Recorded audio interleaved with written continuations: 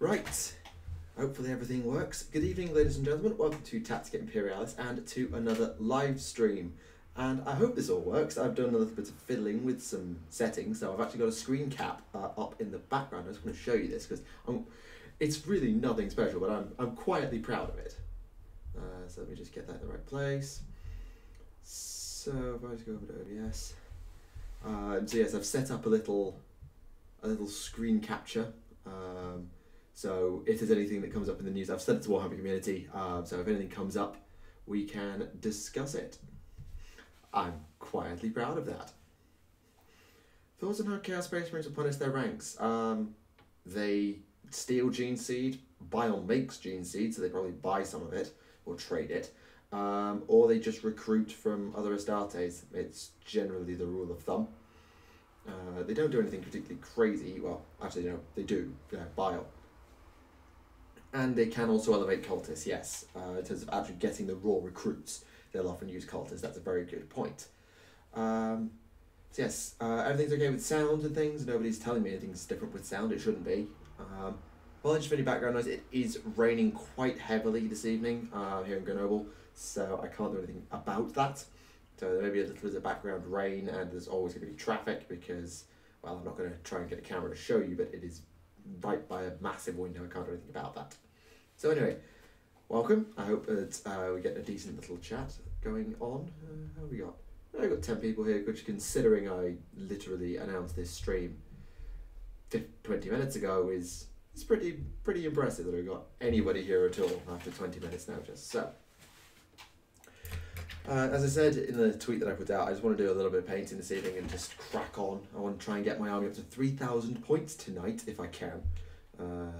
So I've just got a model here I need to highlight, and then I've got a model to do from scratch. And when I get that done, my army is at 3,000 points for my Stormcast, which is awesome. Okay. Just Red Light Lords Omnibus in dire need of more Night Lords besides Prince of Crows. Which ones are in the Omnibus would be a good place to start, because the ones that spring to mind is like the Soul Hunter stuff with Talos Valcoran, so Soul Hunter and things like that. Other Night Lords books, I know they feature in what's it called? I can see the bloody artwork. It's got Johnson going up against Kurz.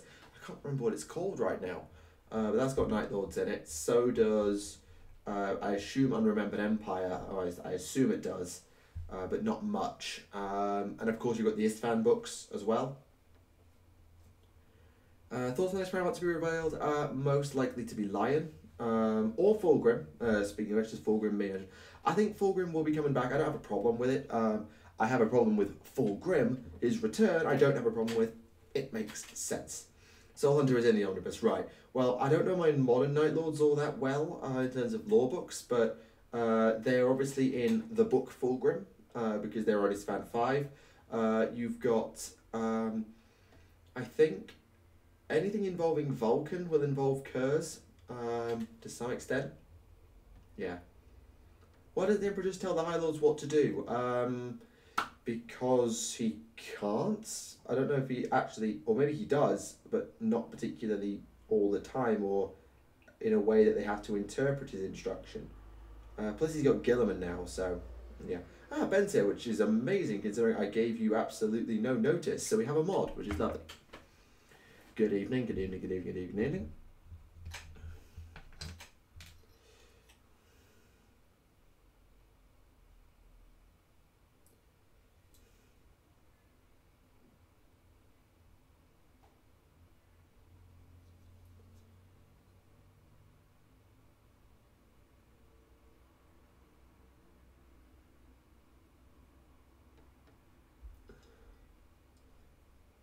Oh yes, the Ben Hammer is back. For the first time in quite a while, the Ben Hammer is back. I forgot this is a thing. I forgot this meme. I forgot this dead meme. Yes, notifications are a thing. It's just like I didn't ask you in advance because I sort of decided I was going to stream about 15 minutes ago. So fair play for being on the ball with your notifications. Fair play. I could never make these streams daily. I'm afraid not. There's absolutely no way I could stream every day. I like streaming, but I just, particularly as the months went on, I have work to do with uni, so I'm just taking the advantage of the time I've got now to, well, hobby like crazy and all of that stuff. And that also means that if I like stream once a week, then when I have to cut down on my streaming and my stuff because of uni, it's not like a huge part of the channel just disappears. It's just one of those things that gets cut back for a while.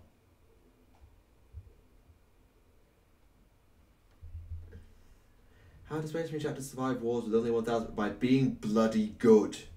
They're the Space Marines. Thoughts on the new Custodians? Intriguing. I'm intrigued from a plot perspective. I'm not fussed from a gameplay one, although I get the feeling I should be fussed because I'm probably going to have to face them. Probably. Knowing my sodding luck.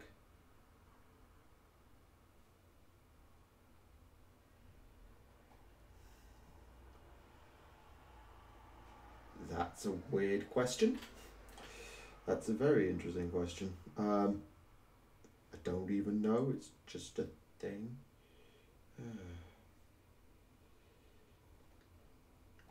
Although with a name like that, it may well be genuine trolling.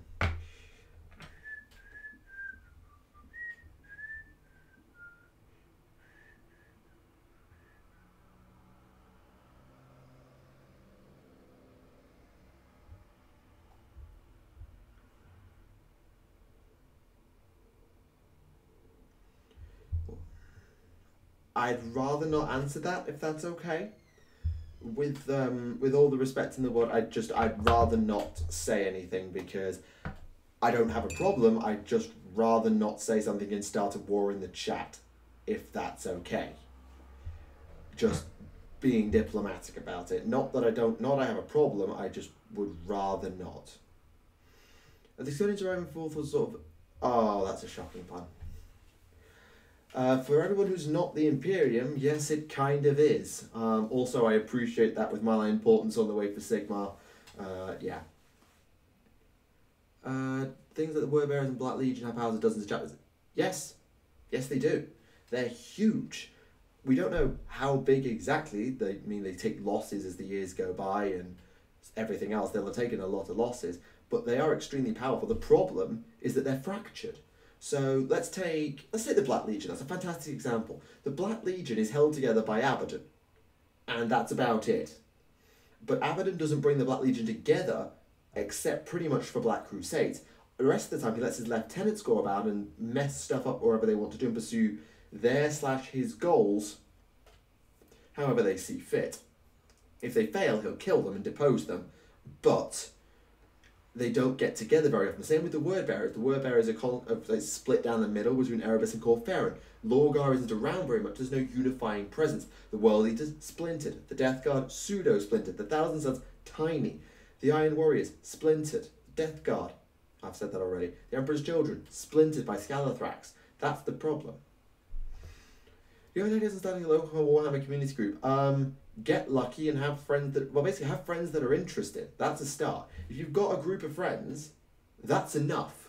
What you can also do, and I don't know if this is the best thing you can do, is you can go into Facebook groups for various 40k or AOS or whatever and say, are there any people in this area I would like to play you?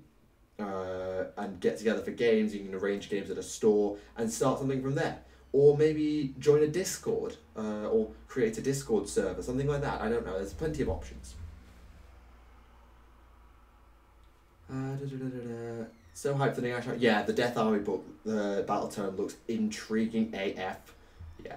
A single orc ship crashes lands on Terra. Could the defense forces get rid of annoying stuff? Yes.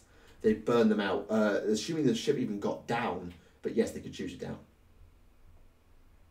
Yes, you are, Ben. I'm in one, but I don't really do it. But yeah, Discord is a safe place. Remlays has a Discord for his patrons, and Alexis has her Discord. That's an option. I personally don't have Discord because I never use it because I'm inactive as flip most of the time. Yeah. What are your thoughts on playing competitive 40k? I don't.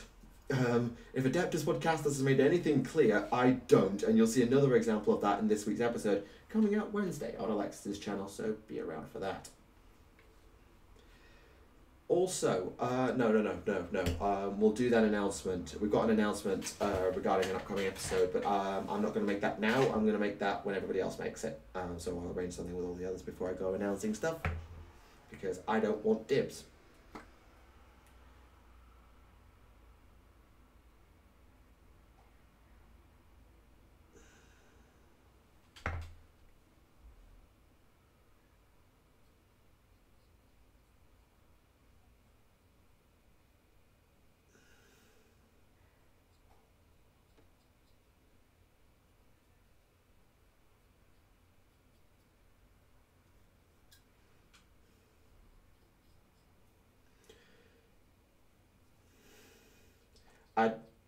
If I don't work with them, I'd rather not talk about them. That because I don't work with them, I don't know those people. So even if I was inclined, let's just not.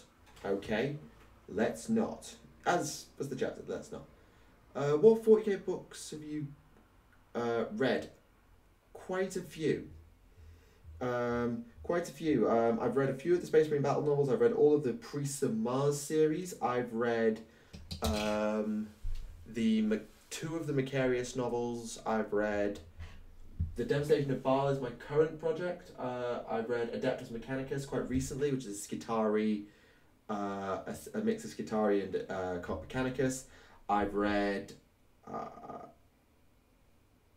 what else have I got?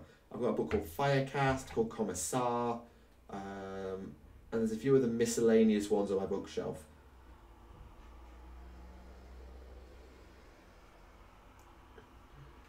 How do exams go? Yeah, I get my results in February. They went okay, I think.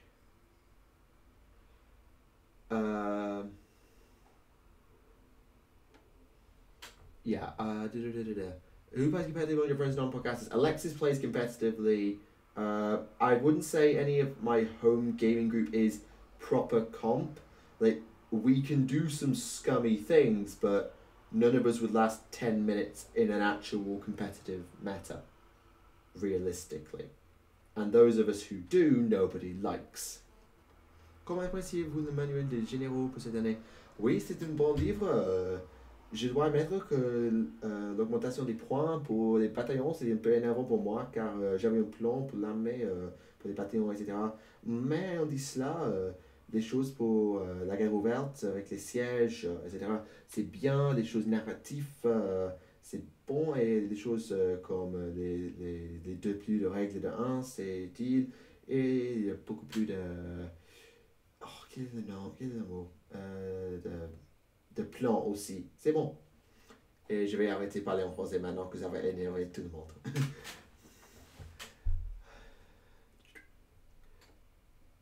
Is there gyms in France? There probably are. I mean, why wouldn't there be? I don't know of one particularly, I'm afraid. What's your choice of background noise? I'm not actually listening to anything. I'm listening through my mic to make sure the audio is fine. I could put some actual music on, but then I'd end up just sort of half singing it to myself, and that would annoy all of you. So I'm not actually listening to anything, believe it or not. Plus, it means that I know how much silence I'm actually... Because if I'm listening to music, I don't know how much of an audible silence there is. So if I'm not hearing audible silence, I can actually talk a bit. Oh, unlucky about that. Do you know anything of the Custodes fleet? I personally don't, but I hope the Codex will fill some of that in. Create powers, 50 conscripts, 3 of them in Russes. Ugh. Vomit. Pensez-vous que les nains du ciel ont besoin d'être maîtrisés? Les nains du ciel. Les nains du ciel? Naines, pas écrit comme ça, c'est pas... Tu veux dire quoi? Les nains du ciel? That reminds me of Sky Dwarfs, which is the Caradron, but I can't put my finger on that's what you're talking about. Oh, shove off and fall into a warp portal. Heard that insult since I was about 12. Leave it out.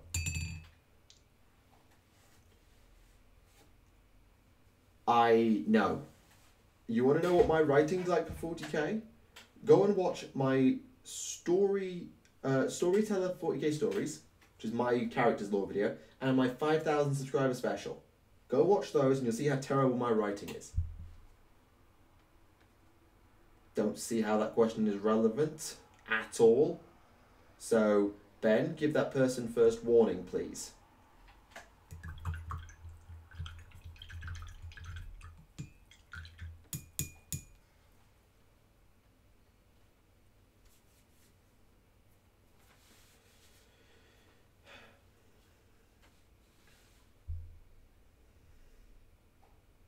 That joke is lost on me. Sorry.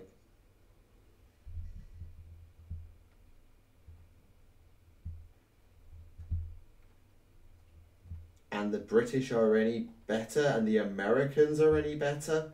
Let's not judge, shall we? Knock it off.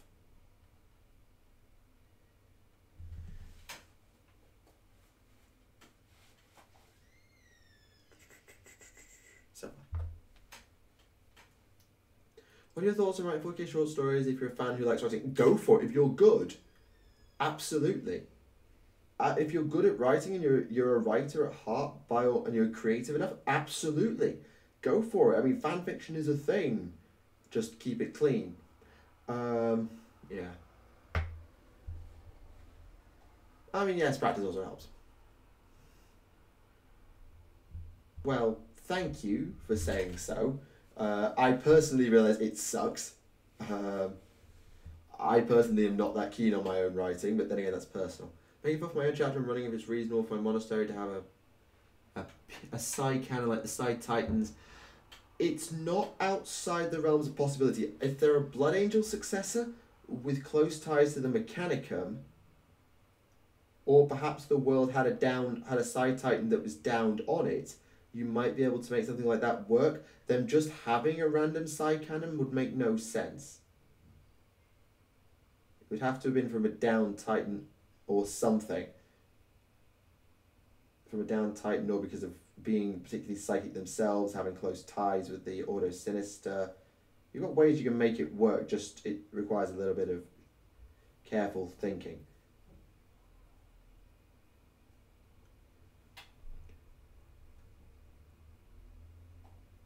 The only French I know decently is La Marseillaise. Even I don't know La Marseillaise that well. I know it's it's very violent, La Marseillaise.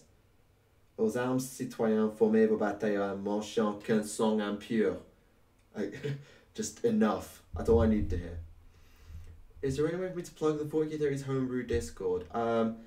Remlace's Discord is for his patrons. I don't know if you're talking about anything else.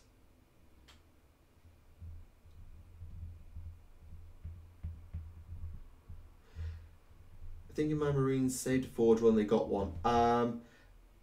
That's feasible. It's unlikely, but it's feasible. I would suggest you do some reading up on the Ordo Sinister to see if you can find where they're based, and you can find a forge world that made their stuff if you can. It's not a bad shout. At least you're having to think about it. You're not just coming up with it out of nowhere. Yeah. Have you seen the Thousand Sons? The Thousand Sons don't have sorceresses. At the moment, all Space Marines are male.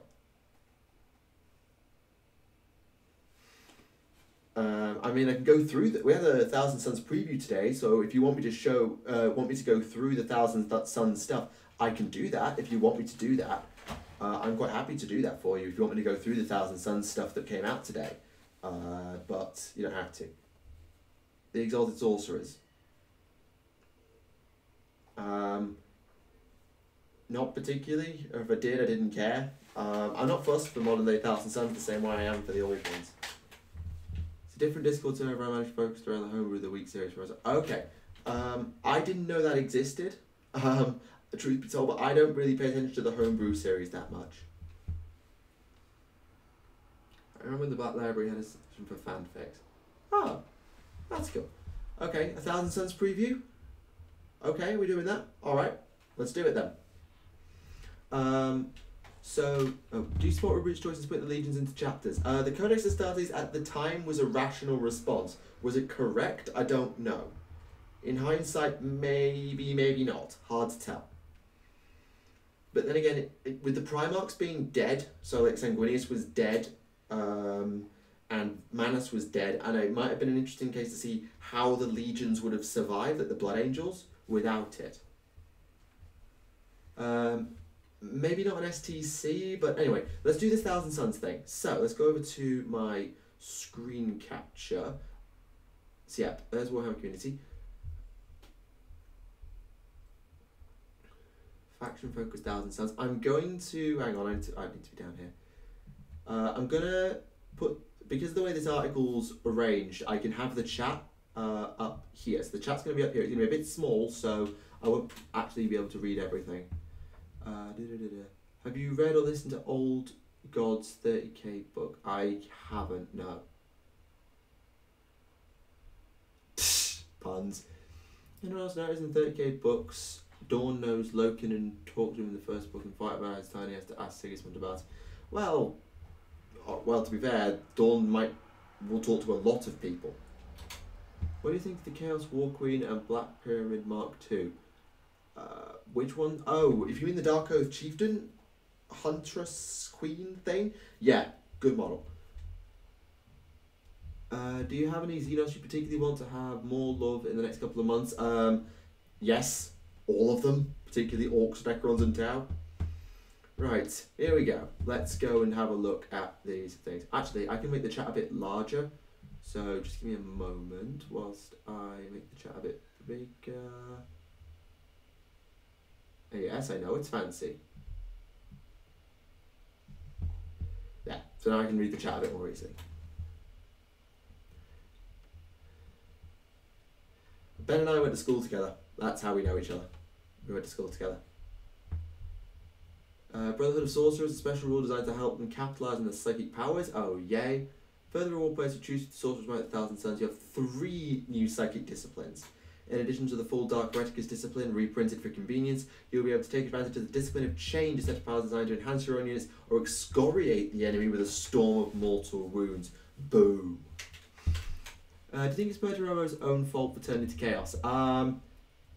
Go watch my Iron Warriors lore video and all the other theories I've made about Primarchs in the past. That might help. Also, new FAQs for Chaos Demons to Trait Allegiance for those interested. Okay, fair enough. What? Mac? Yeah, Mac. This is just like a basic MacBook Pro. It's really nothing special. Okay. Alright. The Glamour of Zinch Power. Okay, what have we got here? Warp Charge 7. If manifested, select a friendly Thousand Suns unit within 12 inches. Until the start of your next psychic phase, your opponent must subtract 1 from any hit rolls they make that target that unit. Ouch. C'est assez puissant, n'est-ce pas? Limited, but on the right unit, that's brutal on the right unit.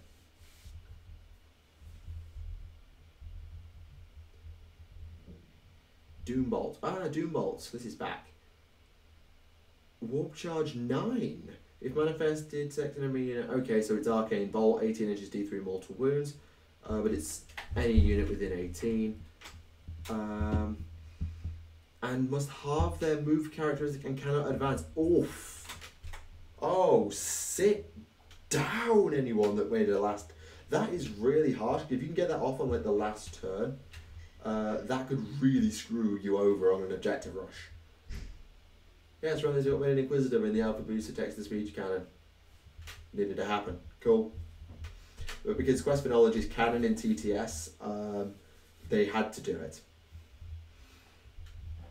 To keep a cohesive canon.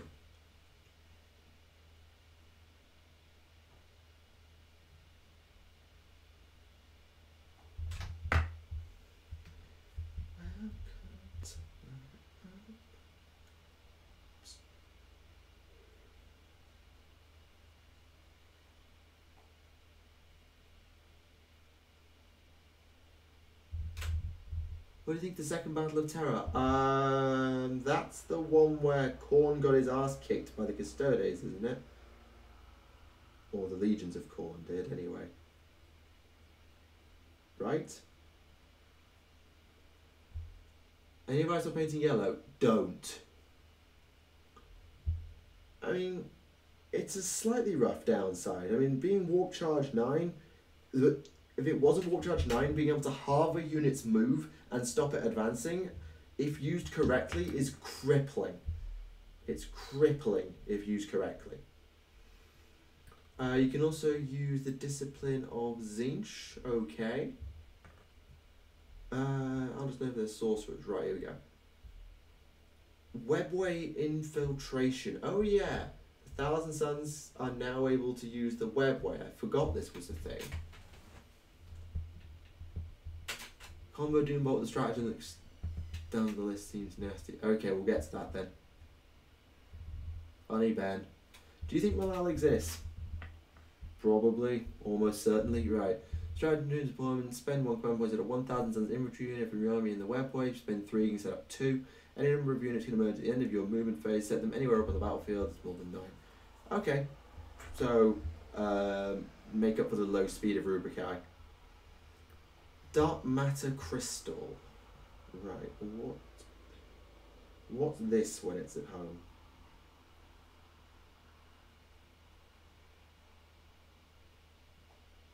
What is the Dark Matter Crystal when it's at home? Let's find out together.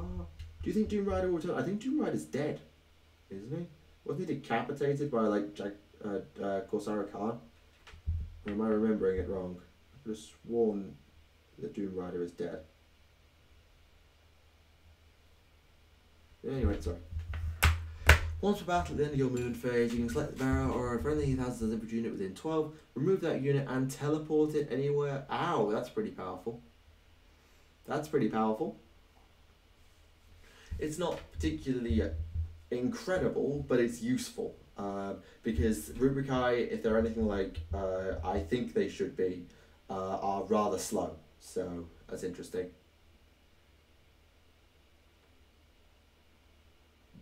How does one siphon gloom? Sounds like a Disney movie plot. Yeah, it's a little bit weird. Oh, okay. So yeah, he sort of harnesses where this place was and sort of brings it to him so he can step through and out somewhere else. Okay. Yeah, his head's still alive, stuck on a spike. Who do you want the next promo to come out? Probably Johnson.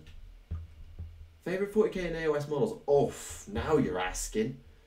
There's a lot of models I like. A lot. I mean, my Stormcast stuff is really good. I particularly like Vanda's Hammerhand, actually. And, Nagash is a really good model.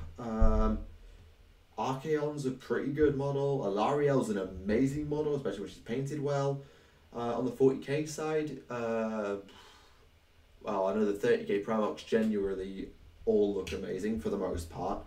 And then you've got models like, oh god, I really like Farsight's model, though I think it could be better. I like Gazgul's model, though I think it could be better, or changed in some way, I don't know, maybe. There's one model that I'd say, quite an old model, I can't remember what it is now. Never mind. Yeah, there's a few decent ones. Orphan Gargoyles. Start the fight phase, pick 1,000 Suns vehicle from your army, but not a Hellbridge or Helldrake. Roll a d6 for each unit within 3, subtracting 2 if it's a character or a vehicle, and 4 was ow! Okay, that's quite nasty.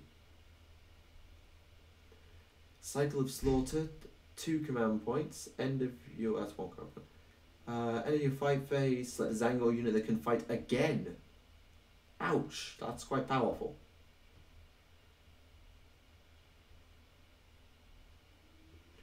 Your Fate's Mutation makes the Chaos Spawn a little more reliable. Just before a unit is each Chaos Spawn for your army fights, instead of rolling a d3, you can choose the result from Mutated Beyond Reason and reroll the number of attacks it makes it to the end of the phase. Okay, that's... alright. Do you believe the Abaddon memes? No. Abaddon needs a new model? Yes. Well, sort of, yes. Eldrad was dead, his soul was eaten by Slanesh GWJ. Yes, they do retcon things. I'm not saying Doom Rider can't return, I'm just saying he is currently canonically dead. How do you think it will go for the 5 companies if Fist going to Medringrad? Badly. Finally, no. G-dubs.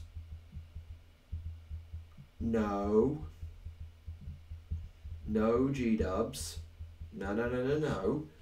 the rubric cured the flesh change. That was the entire point. It turned everyone who wasn't a Psyker into, what do you call it? It turned them into rubrici, and anyone who wasn't a Psyker no longer suffered from the flesh change and suffered a massive power boost, if I remember it correctly. So I think that's wrong. I feel like that's wrong. Correct me if I'm wrong, but I feel like that's wrong. Pick a 1,000 Suns infantry character from your army. That character is slain, but you can only cast spawn to your army. If you use that at the spawn, does not have the does not. Okay. So kill a character and turn him into a spawn. Okay, interesting choice. Why is Seraphon and Skaven the best race in AOS? Are we talking on the tabletop or in the canon? Because Skaven have basically had no lore. Check out later in the week. We can look at the new units.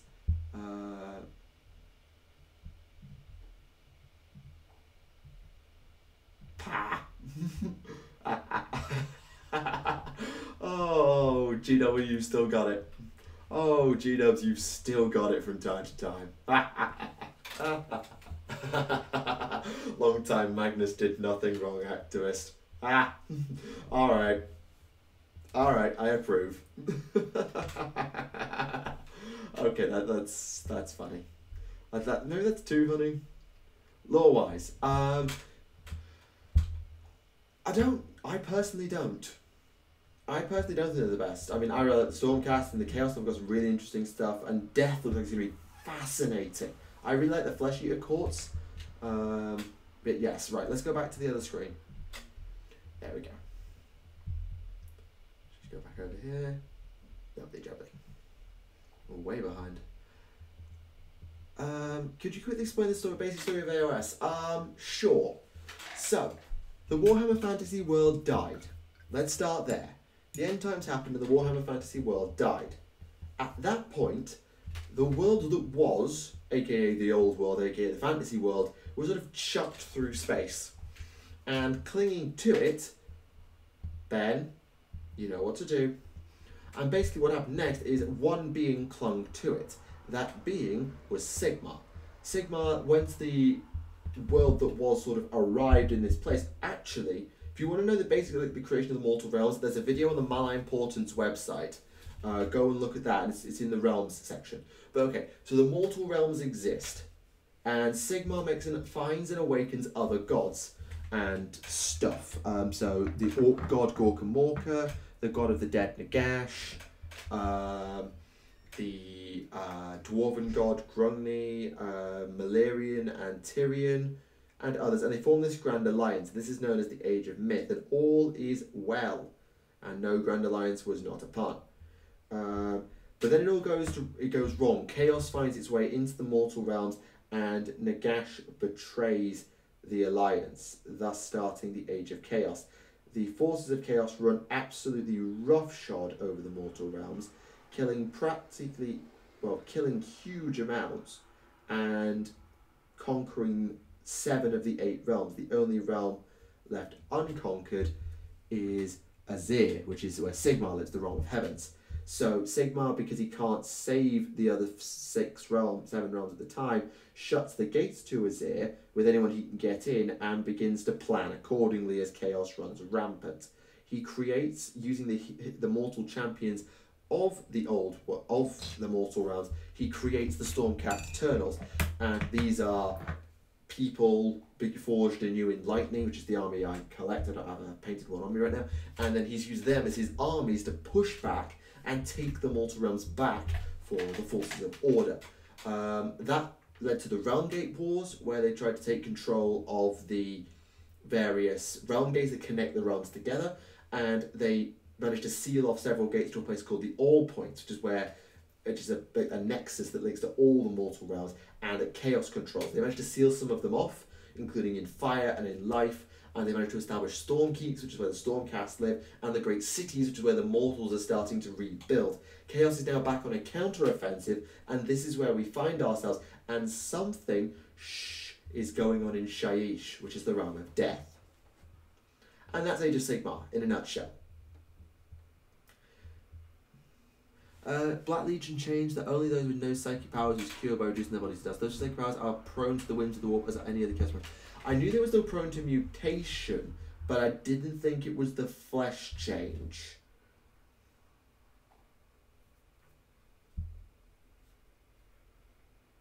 What's that in reference to? It's a special rule that increases cast range. Right, okay, I didn't know that was a thing. What does Carl Joe eat for breakfast? Corn. Get out. Get out for bad puns. You're welcome. The more people I get into Age of Sigmar, the better, because Age of Sigmar is fantastic when it wants to be. Right, is this model finished now? Yes, this model is finished now.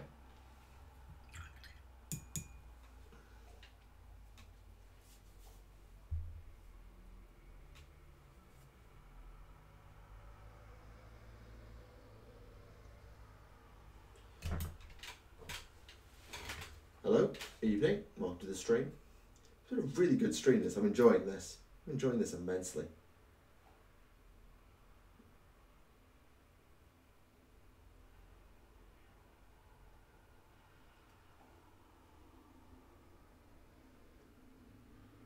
Top 3 loyalist chapters.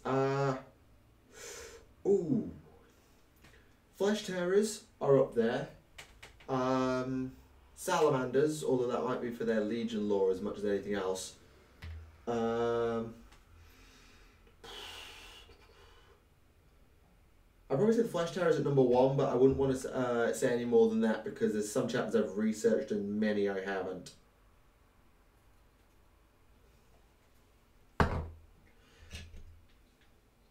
Seeks and Hellflayers now have the Demonet keyword. Good, sure they should.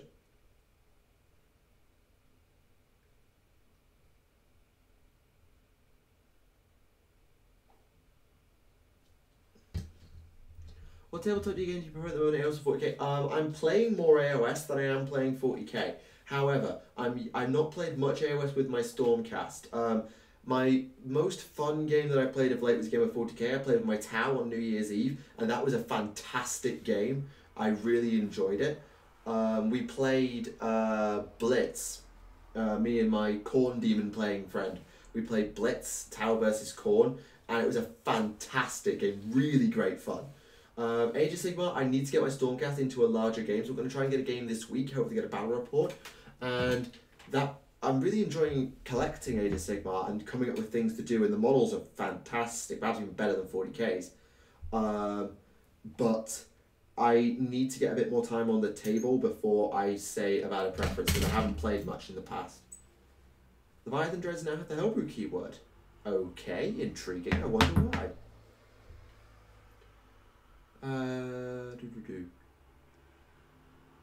Rotating cylinder versus rotating sphere, which would be better at creating artificial gravity? Well, gravity acts evenly in all directions. At long distance, the cylinder would reduce to a point object, same as a sphere would. However, if you wanted a better gravity, you want a more uniform gravity, and thus you want a sphere. You want a uniform gravitational field, and thus you want a sphere. Right? Well, that would be my logic anyway. Willing to be wrong. Favourite loyalist chapters? I kind of literally just answered that. So the Flesh Terrors, the Death Watch sort of count. The Raven Guard are intriguing. The Salamanders have a really cool cultural lore, though I'm not sure about them on the battlefield. Yeah, there's a few. They're just intriguing. I don't know much more. Thoughts on the new Sisters of Battle Patrol Detachment box set? Step towards what direction? I mean, the fact that they're actually selling a Sisters box set has to count for something. How much it has to count for, I'm not sure, but it has to count for something. Do you think this war after the campaign at the moment we will see more AOS? You mean after My Importance? Well, the rumour is it's going to be a cross-release. Summer of Slaanesh is the rumour, which means that we'll probably see Fulgrim take centre stage, but at the same time AOS gets some love. Okay, you are finished.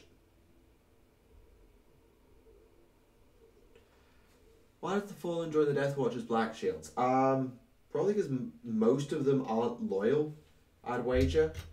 And those that are, it's probably just too high a risk if they get discovered. Because if a Deathwing member joins the Death Watch, that could be problematic. Varric is here. Good evening, sir. We know that we can't have you on the stream because we know what happened last time. That just failed epically. But welcome to the stream.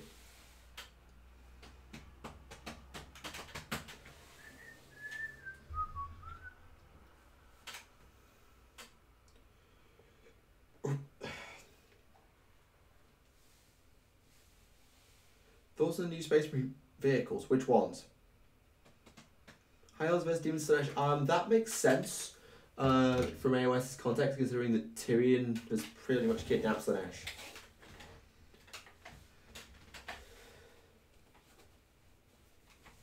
When's he on podcast this? Watch this space. We'll see. We'll see. There's no official plan in place. We were discussing guest ideas actually after our last podcast was recording. So I guess it's a bit of a watch this space. You know what the Fallen are. You know full well, sir.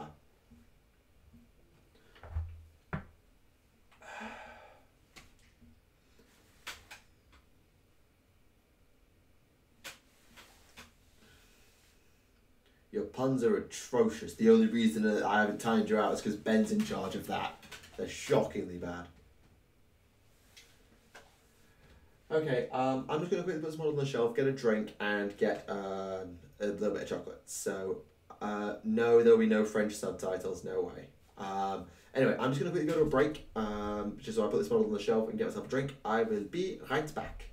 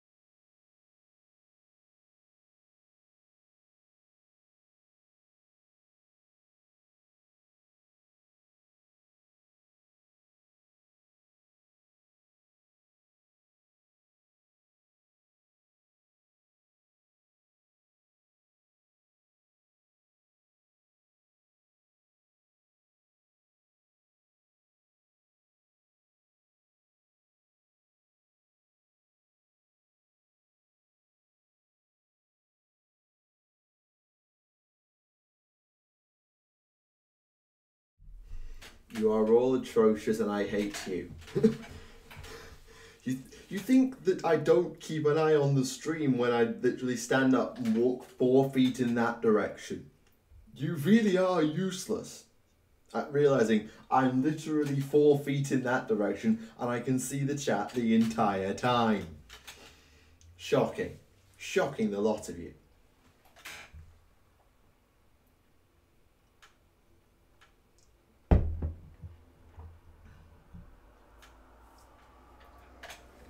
Right, let's get the natural compass skill done.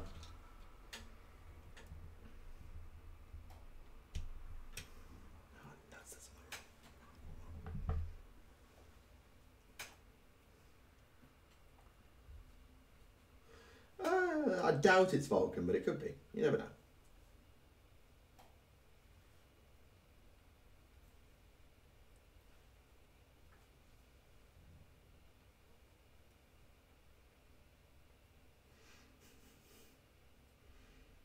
Yeah, there's a bit more lag on chat.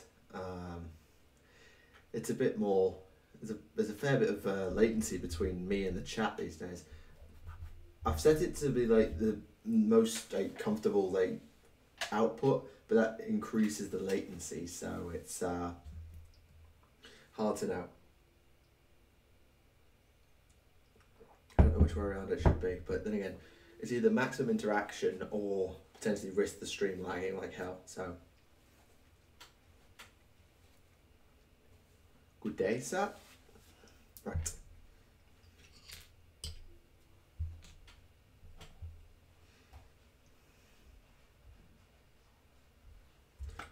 Thank you, Ben. Always good to know I've got somebody taking my back. Oh no, it's not the internet, it's just I have to choose between, I have to just be careful what settings I want to have. Do I want to have high latency, or do I want to risk the quality being lower and more laggy and stuff like that? And I think you get a better experience even if the chat's delayed, if it's just like smooth. I think that's just better. Tolerated, yes. That doesn't mean I have to like it. Then again, I work with the Earthcast, why would I care?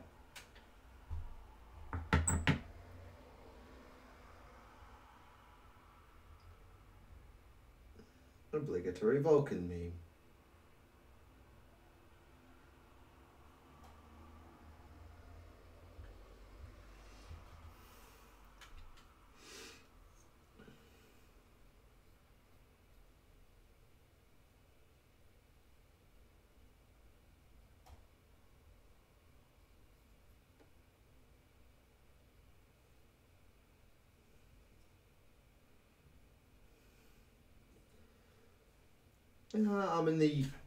I'm not in the UK at the moment, so it would be French, but it's not the internet that's the challenge. I'm just being careful. I've had so much technical difficulties, I don't want to try and risk it on getting a fast chat. Oh, I'm glad you enjoy them.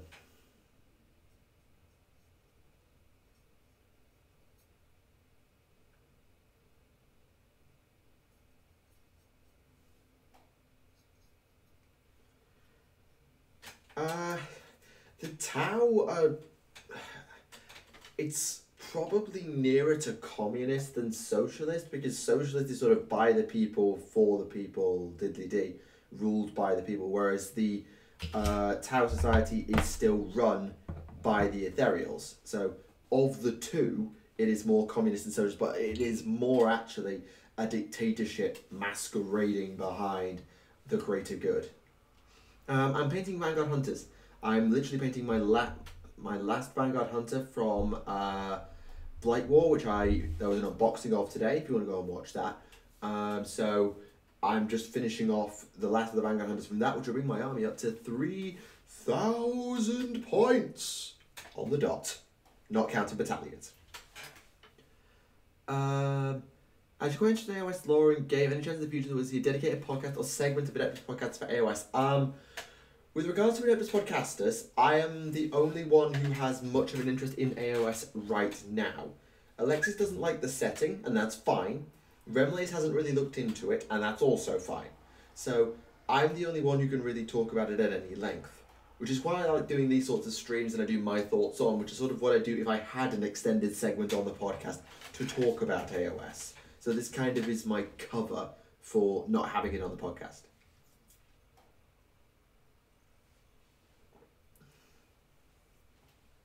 Space Imperial China. That's not a terrible approximation. Really, it's not terrible. It's not perfect, it's not terrible. I've barely touched my Tau of late. The last thing I got from my Tau, realistically, was my Croup, and I haven't finished them, and my Optimized Pathfinder team, which I recently finished. However, I have, through my Vanguard Brotherhood, I've come into possession of Grift Hounds. So I'm going to use them as Croup Hound proxies, just to try out Croup Hounds when I next play my Tau.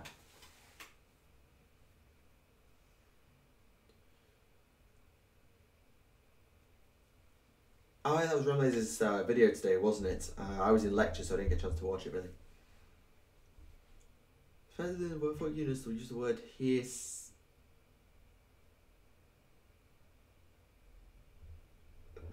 Is it the word hearsay or the word heresy?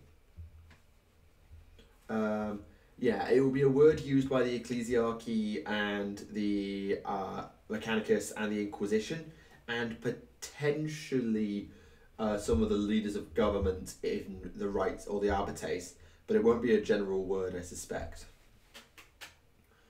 Why did Sanguinius just wait for the Emperor? Because he landed on the Bridge of the Vengeful Spirit. Do you think Horus was going to let him wait? Black Legion, the Trial Spaceman reacted with amusement over the words of the Emperor, but the word bearer was disgusted. What do you think Lorgar thinks of the deification of the Emperor? I think he just finds it hilarious. If I were Lorgar, I'd be sat on Sikaris and be like, ha ha ha ha. After all that, he became a god anyway. Ha ha ha. Oh, wait, this is the god that's screwing with the Chaos gods. Damn it! So he'll probably find it quite amusing. Should I push my friend to do Talmex, mercenaries, e.g. Kroot and Vespid? He's been saying he wants to, but they're not Chaos. Well, I've never heard of Chaos Kroot and Chaos Vespid. I'm not going to say no. I think it's an interesting idea. I didn't finish the cocking blue. Whoops. This is why I need to. This is why I should pay attention to the chat. Have I found the theoretic heresy? Yes.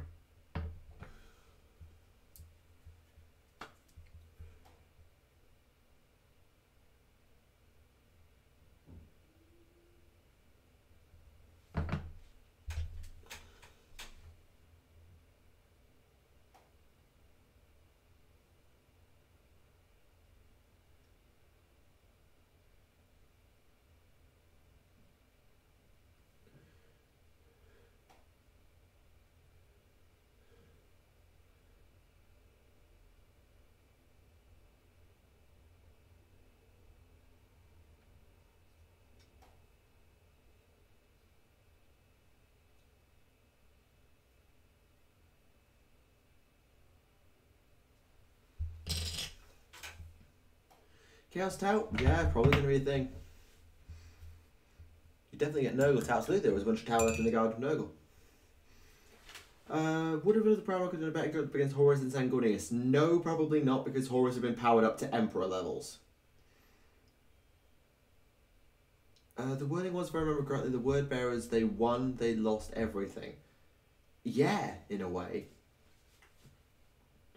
Do you think that Lorgar laughing so hard at him is why he's done? No, he's been meditating and stuff, I think. I'm not sure. Dawn and Lion were good in a fight, but Sanguinius was like, renowned should have been War Master like level, but I don't think it would have mattered much. What's your opinion on the whole Chaos Dwarves making it on half of the old world into the realm of fire? Well, to be fair, we've got Chaos humans and humans. We've got various elven factions that made it through in some form. Chaos Dwarves making it through. The Skaven made it through. Is it so hard to believe? It's not a fiasco at all.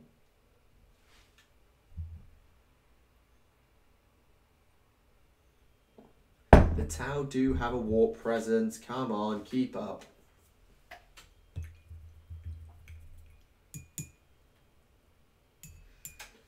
I second what the Commissar said.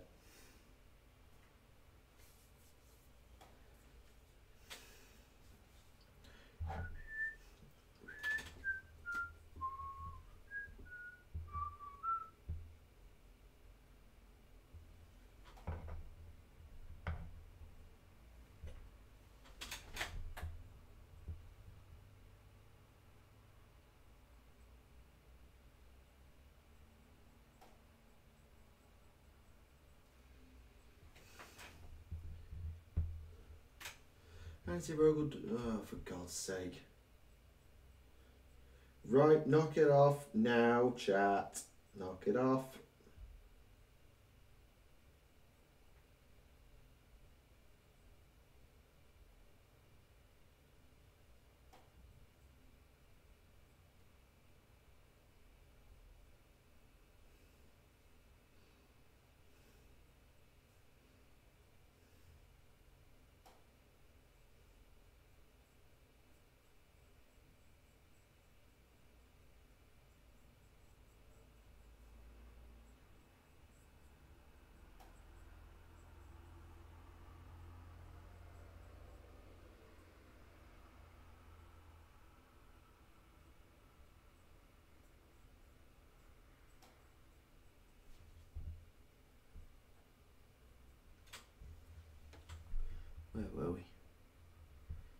He happens to use summoning techniques for demons. He just doesn't meditate all the time. I don't think the chaos god to that. True. Can you pass on an idea of a theory for runs that me and Frank came up with Alpharis and Armacon were triplets? Ah, right. There's been, I think Ramses is probably going to have to get a read of the new Alpha Legion book before we go talking about the Alpha Legion much. I think that's probably a fair thing that we need to do. Redexia Lost and Damned Codex. I don't know how much you could put. Well, what would you put in it? Obviously, it'd be nice to see the actual proper renegade humans. Sure, just like how much can you put in it outside of just like wholesale ripping off the Astrum of the Tyrant book?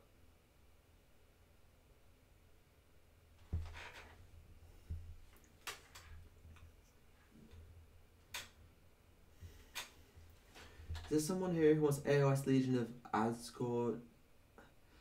Honestly, the more AOS low we get, the better. Basically.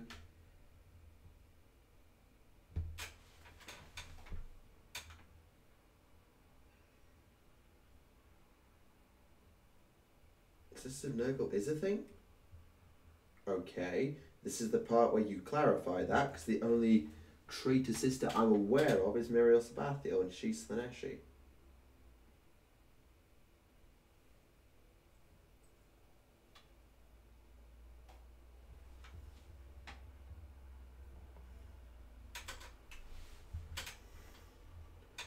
I don't think we're going to get a Legion of the Downed Codex now, because they're only like one unit. Unless they did something drastic with the Downed Legionaries. And I mean flipping drastic. Then again, they did it with the Custodians, so it's not impossible.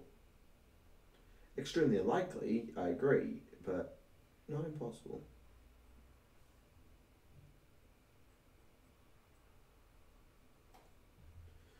Is there any red going on this segment? No.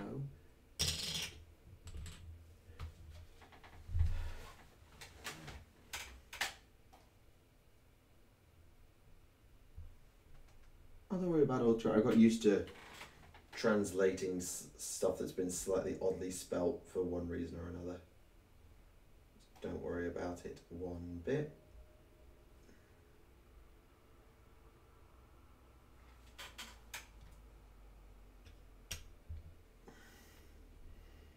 The Tome of Decay. I've got no idea what that is, I'm afraid.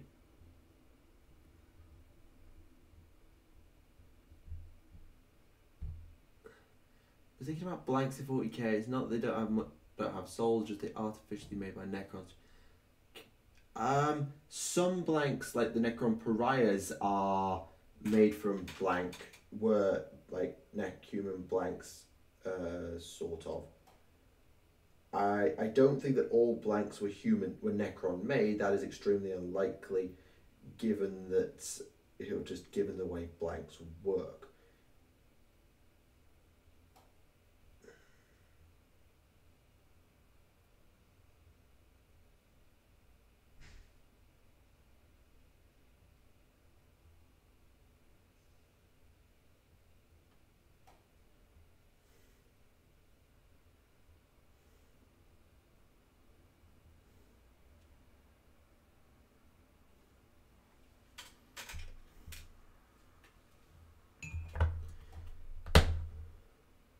So it's an AOS thing? Yeah, that might be an AOS for Black Crusade, right.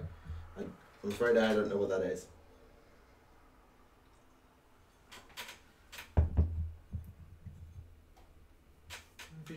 I have no idea. Truthfully, I have no idea. Huh, it's been for about an hour. Blank Space Marines aren't a thing. I think blank and Astarte's DNA are just not compatible. I believe. Yeah, Pariahs were fun. Creating magnetic fields, yes, that will be a thing, although whether it will be for radiation purposes, we'll see. No, they'll create their own gravity, same as sort of as a classic sort of thing as they'll have artificial gravity within them. It certainly won't be magnetized. No, it'll be creating an artificial gravity, same as they do in like, well, yeah. And it won't be like that. No.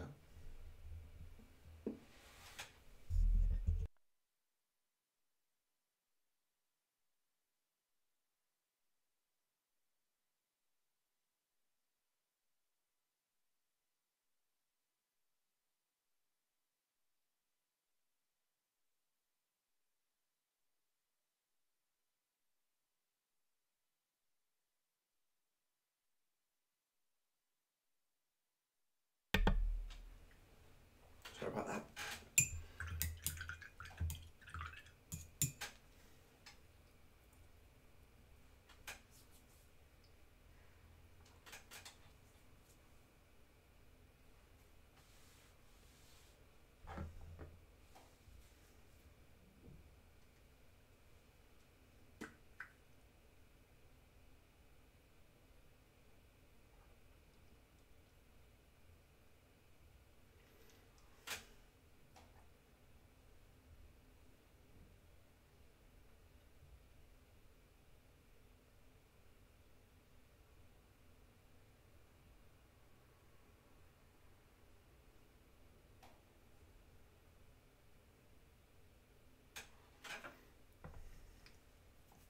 Exorcists have their souls removed. Have a demon bound to them and then removed.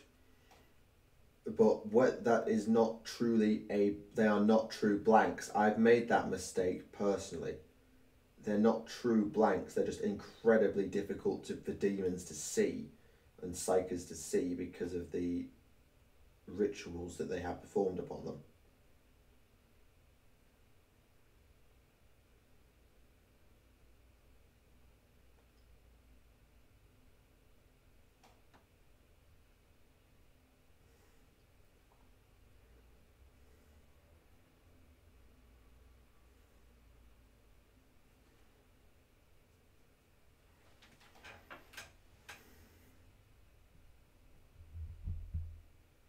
What's your opinion on...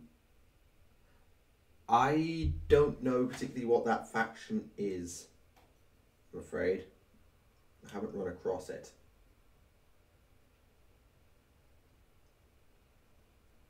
Or at least if I have, I don't know that's its name.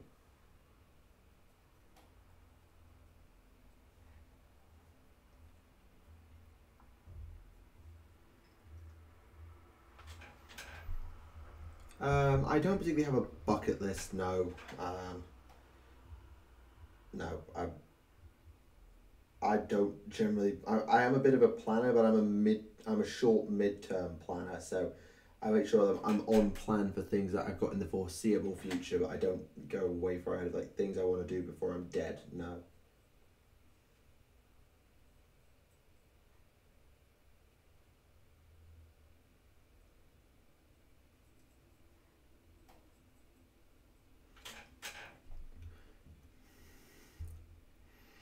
Has the Iron Warriors demon planet been assaulted? Well, someone mentioned earlier about companies of Imperial Fist going to Medringrad, which if they do, they're just going to die, but that would count.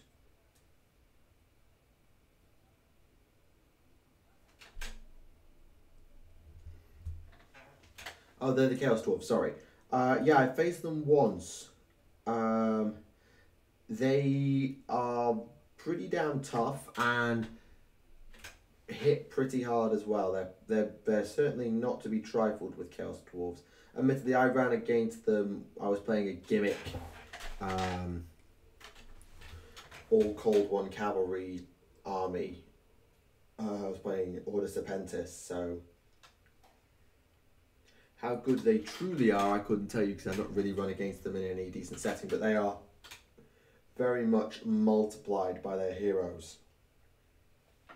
Their heroes are massive force multipliers, from what we could tell.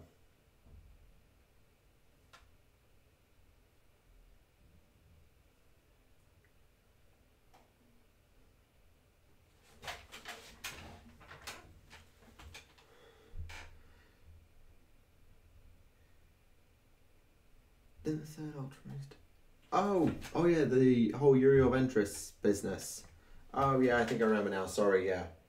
I sometimes you come across that much lore that you just forget bits of it, particularly when it's not the focus of the tale you're telling.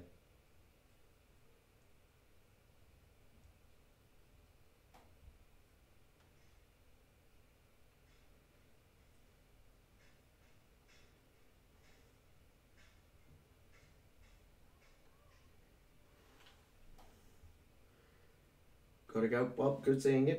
Pleasure to have you here on the stream as usual. Always good to see people.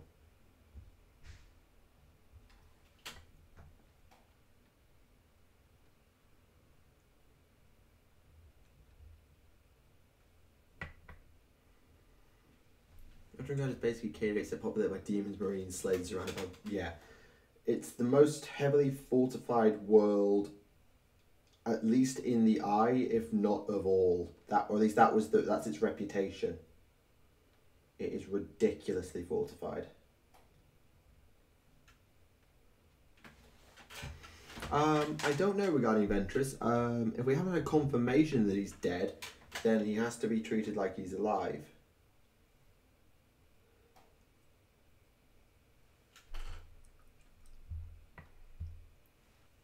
No, we're not burning the Ultramarines. God, no.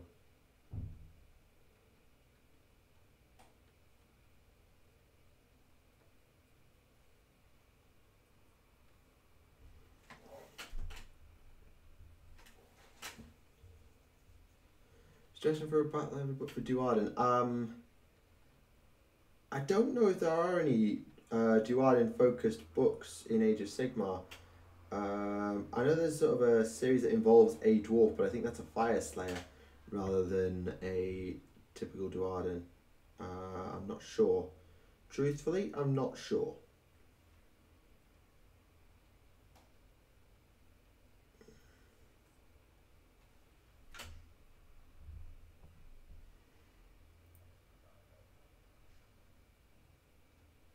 Yeah, Ultramarines are maybe not cool, but they're certainly not bad. Like, they're respectable. Like, you have to respect the Ultramarines at least. You don't have to like them, but you certainly have to give them some respect for what they've done.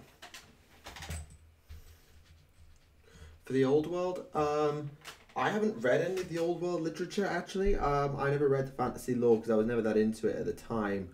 When I was playing and gave a huge damn about fantasy. But having said that, the Nagash stuff is probably going to be good. I've seen that pushed several times and might give you a hint as to what we can expect, at least character-wise, in Malign Portents, some of the characters in play. The End Times books, obviously, because that sets up Age of Sigmar, if you care about that.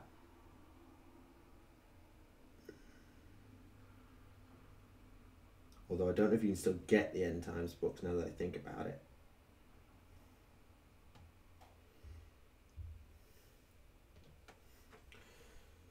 Yes, they are poster boys, that's true. They are. What name characters are you added to trade legions that don't have them? Well, the problem is I don't know my modern lore the same way I know my old school lore. So everyone I would think of is probably dead. I mean, Sevatar, we don't know if he's dead. He sort of vanished. So Sevatar might be one. The word bearers could have Erebus or Corferan as a named character who has a lore presence but no rules.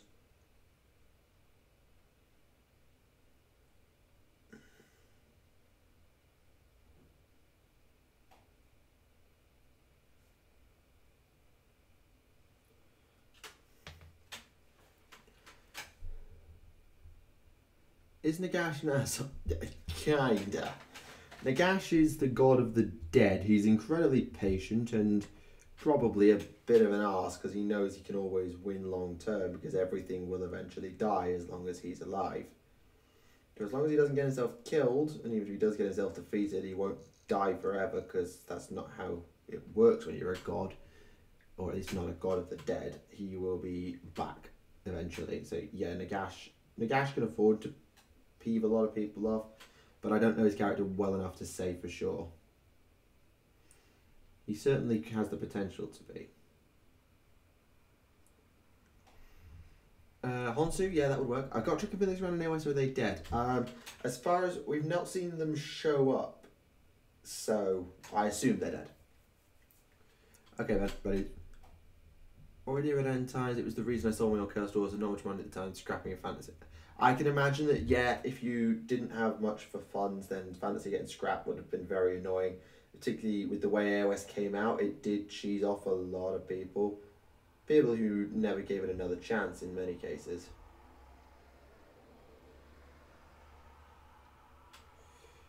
I think Gotrek's too badass to die, probably killed Death and then Nagash returned.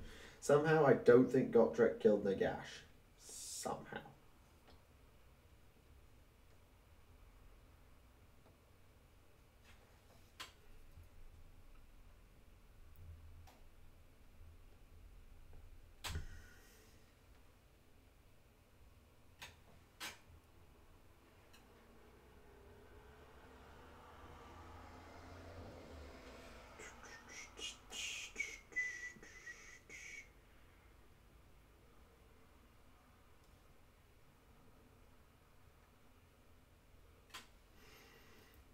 Marduk. I don't know the name that well, Marduk. The name rings a bell, but I don't know him too well. Cash in times post, I got it from the Crimson Fist player in the store birthday couple of years. Fair enough. Yeah, that's a pretty good Nagash. That's the one against Cetra, isn't it, if I remember correctly? I have to say, when Nagash's model came out, it was just wow. Like, that model is fantastic. I mean, some might say it was over-designed, but I really like Nagash's model. Who's the biggest bleep in AOS?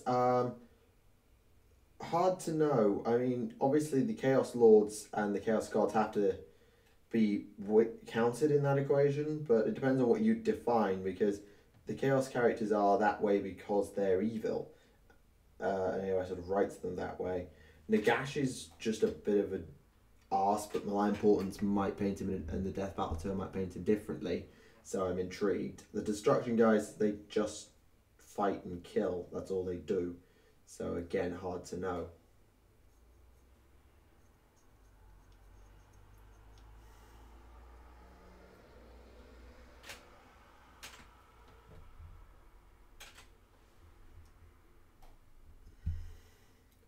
Nowadays, we start the whole with 8 dead, 40k, Sisters and Thousand Sons, AOS Carriage Overlords, and Legion and Chaos Dwarves. Sisters mostly proxy, yes, fair.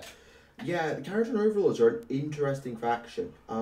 Actually, that actually gets me thinking, because I was doing some reading in my battle tome, and I found that the Sons of Malice are allied, or at least a portion of the Sons of Malice are sort of allied to a Fireslayer's keep that they saved from assault. They completely bailed them out with a massive pile of decimators. Now, I'm not saying I want to get some Fireslayers as allies to represent this, but... oh god, that would be a terrible idea, though. I can't paint flesh and like almost entirely at least bare-armed, if not bare-chested and everything. God, that'd be a nightmare to paint. Yes, let's not trust anything 1d4 says. Yeah, exactly. I know the name Marduk, I've just not looked into him the same way, because when I did the word bearers for legions, I'd already been told to look at Erebus, Corfair, and Argel Tal, and saw Talgron, so I kind of just obliged. Stop it. I know Ben's gone, but stop it.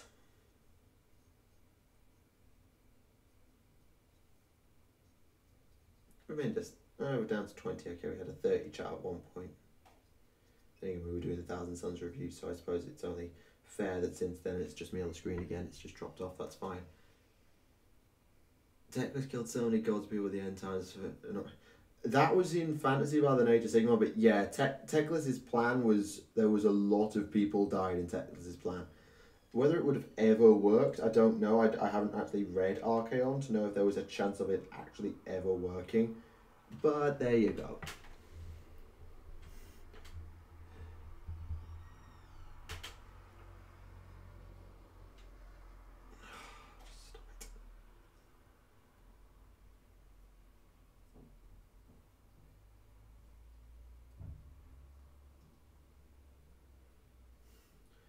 You do realize the last two streams have both been considered unsuit. I've had to manually review both of the last two streams, and I blame you lot, chat, because like, what else can it be?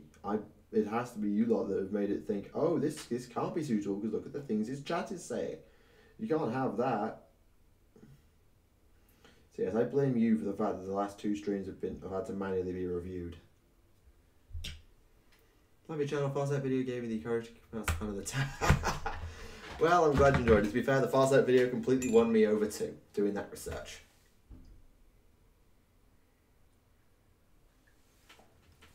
How much have you painted your Magnus? The same as when I showed him off all that time ago. So, I've done the main model, but I haven't done the scenic base.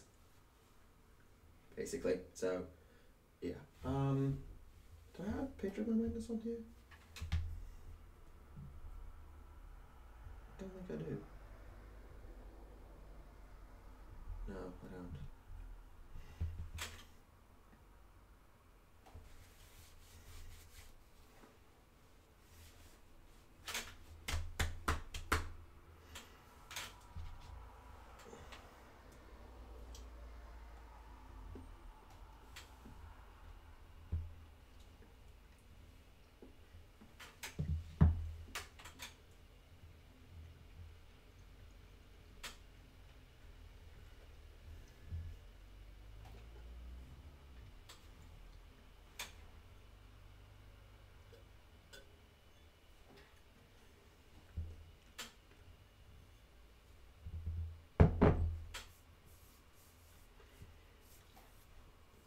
They're both past review, by the way. It's not like they actually fully got demonetized. But yeah. I don't think we're going to see the Alpha Legion back on the Imperial side. I don't think we will see a switch. I mean, it's not impossible, I won't rule it out, but I don't think they're going to do that. I forgot to paint the bit of the crossbow again. Balls.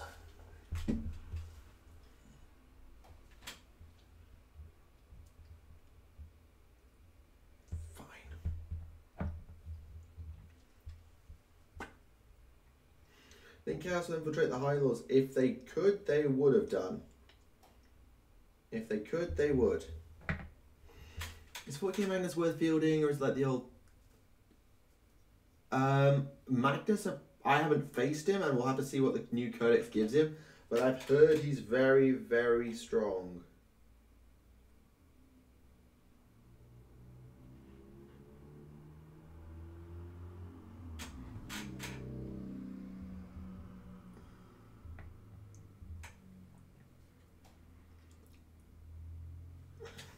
I haven't actually read the newest Alpha Legion book, but I don't think we're going to see a switch, just because if they switch the Alpha Legion, they have to send someone to Chaos in their stead for the sake of parity.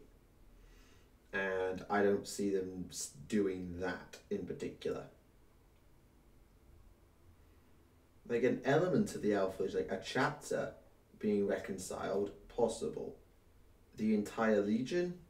I don't see it. I'm sorry, I don't.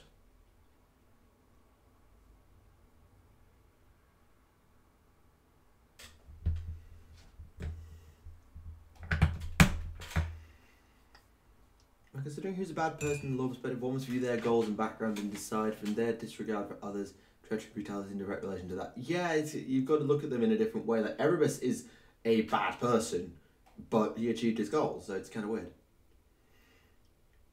Magnus is pretty broke. Okay, yeah, I knew Magnus was powerful. I don't know how powerful, but I heard he was pretty damn powerful.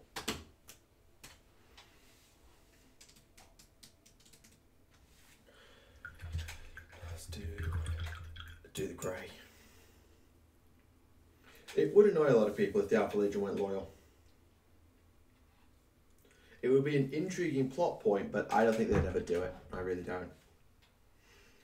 It would, yeah, it would, because people who collected Alpha Legion like the idea of them being these traitors who are not truly traitors and working for their own goals and all that stuff. Like the way the Alpha Legion operates, some people quite like them being Chaos Marines because if they were reconciled, they'd be back under the strictures of the Codex. Almost certainly, they'd be under the most intense scrutiny and forced to follow every single Imperial demand, and that was they couldn't operate their way, and they don't act the way the Alpha Legion should.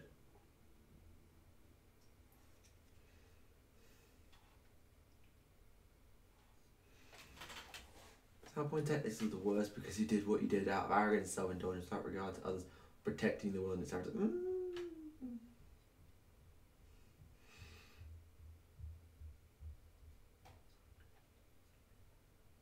Yeah, I get what you're saying. I mean, that's just elves. That's just the high elves in a nutshell. Self-serving and arrogant at times, even if they've got the best interests of more than just themselves at heart. It's just the way they are. Space Marine anti-heroes. Well, they are anti-heroes because they sort of are anti-heroes anyway. Oh, for God's sake, I forgot. I missed another bit. God damn it.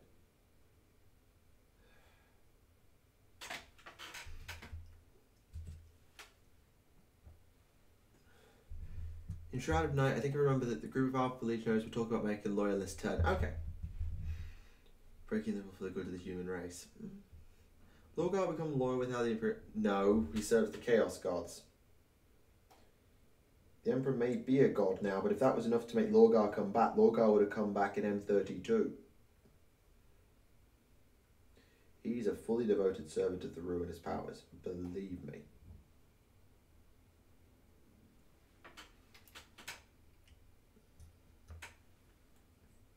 The non-compliant tactics can be considered anti... I wouldn't go that far as to call the Blood Angels anti-heroes.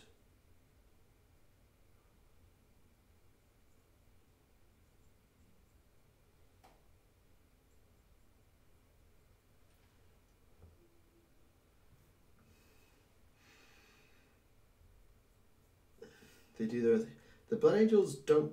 Well, I come back to the Blood Angels again, because like, an anti-hero to me is someone who sort of plays... Well, I don't really know what an anti-hero is. I don't really know what I don't know what the definition of an anti-hero is.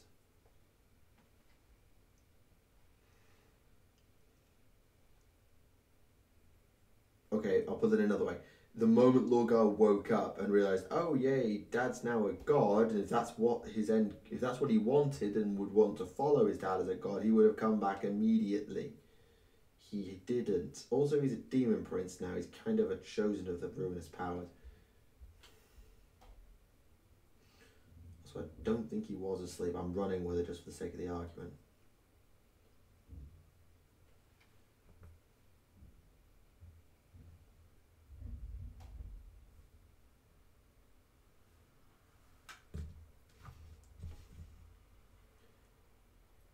Welcome back, Ben.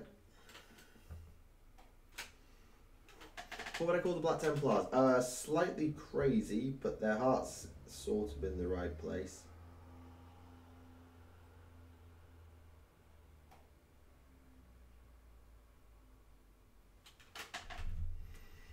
Dark Angels, they're not anti... by my definition, what I think an anti-hero is someone who's a bad guy who also does things against the bad guys. That's what I consider an anti-hero to be. A bad guy who does stuff against the other bad guys, not a good guy who bends the rules.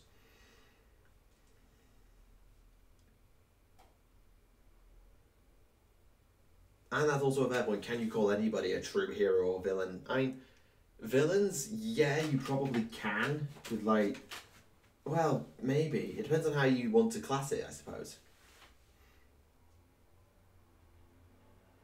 Anti-hero is a hero who writes hero in their own way and don't care if it's a conventional means to do so. Well, the Blood Angels do follow the rules as far as they can. They just can't follow all the rules because of the flaw.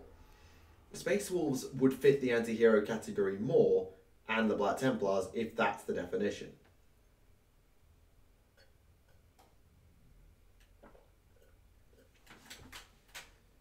I didn't say Helbrecht in TTS was correct.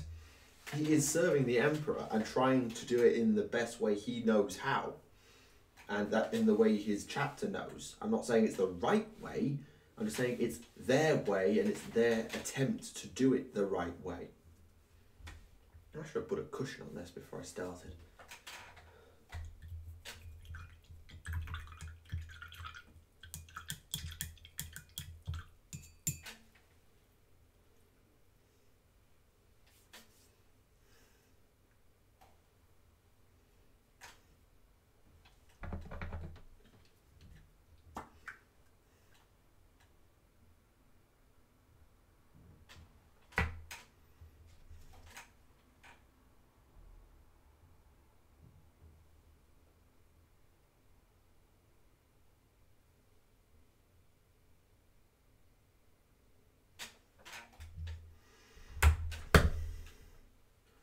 Who are the villains then? Well, it depends on your perspective. I would say that some of the servants, a few elements of the Necrons and the Dark Eldar are objectively evil. The things that, particularly the Dark Eldar and the Homunculus Cohens, serve their own goals, are completely twisted, and do nothing save for their own benefit and survival. The Necrons, I don't know if I can call them evil, other than just self-centered and cruel, but maybe not evil. The Chaos Forces, it depends on how you see the gods. I don't see the gods as objectively evil, but they are negative overall with the emotions they overall embody. It sort of varies. Have you read Bearer of the Word? I have not, although I have heard about it. If anyone ever keeps Demon strategists now work with Demon faction keyword instead of Demon keyword. That's fine. I mean, they just wanted to make it more rewarding to go God-centric. I get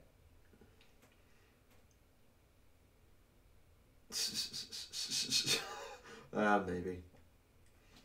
Please do not exterminate us, the chat. I'd appreciate it. Right, let's do silver. Do I want to do silver or do I want to do gold? Let's do silver.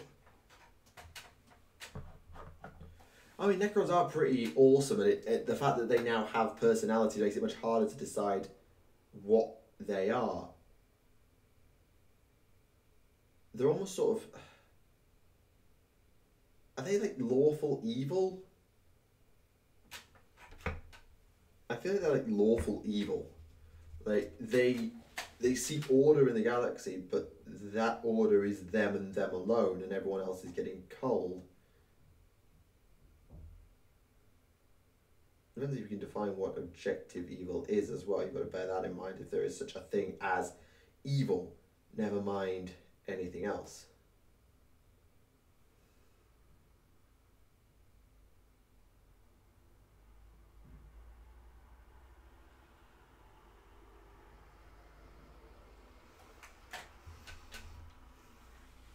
Well, by that logic, the Eldar are evil because they will always serve their own ends, sacrifice all the other races to further their own ends.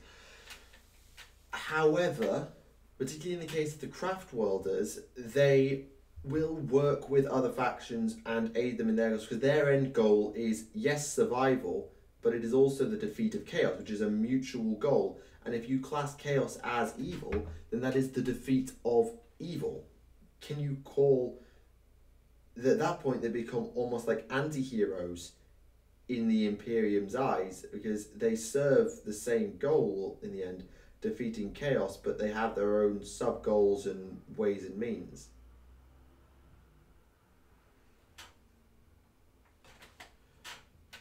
Honourable, creepy and scary. Yeah, that sounds the Necrons to some extent.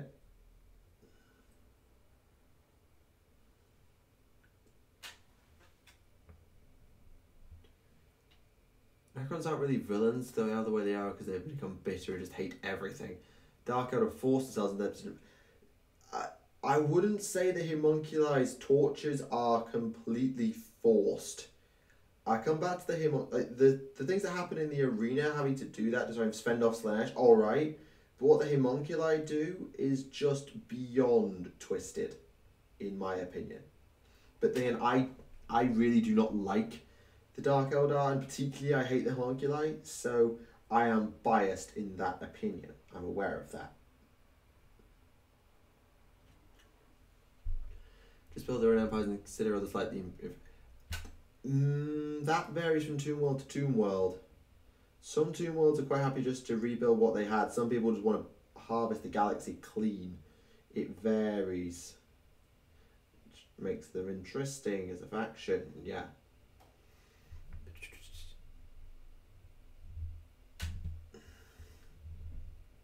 4K Salamanders are good, never not. Well, the Salamanders, I think you could probably class them as one of the good guys for the most part. I think the Salamanders are one of the easiest to classify as one of the good guys. But even then, they have their faults, I'm sure.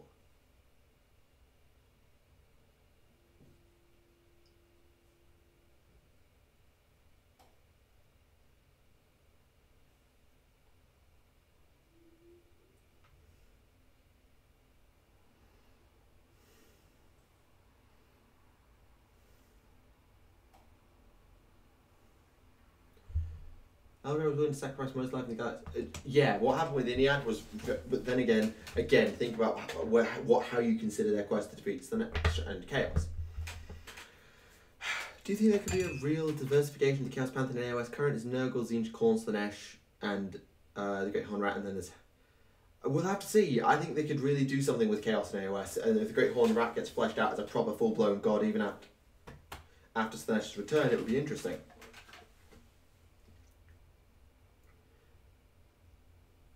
Necrons, I say, varies a lot with the Necrons. What would be Chaos Gods concept you would like to see if you could personally... I wouldn't want to start. I'm not good enough at Homebrew to do that. It's not... Well, the Immortals are just like slightly more sentient because they've got Cryptex who are incredibly intelligent, Pharaons and their subordinates, the Lords and Overlords, of course you've mentioned those. You've got the Triarch. The Triarch Praetorians, I think, have a level of sentience. It varies a lot. It's not as black and white with the Necrons as it used to be. Most hated 4K faction in lore, probably overall, is the Dark Eldar, the Drakari. In tabletop, I don't know, because as much as I'm sick of getting my ass kicked by Tyranids, I don't dislike them. So, I don't know. Truthfully, I don't know.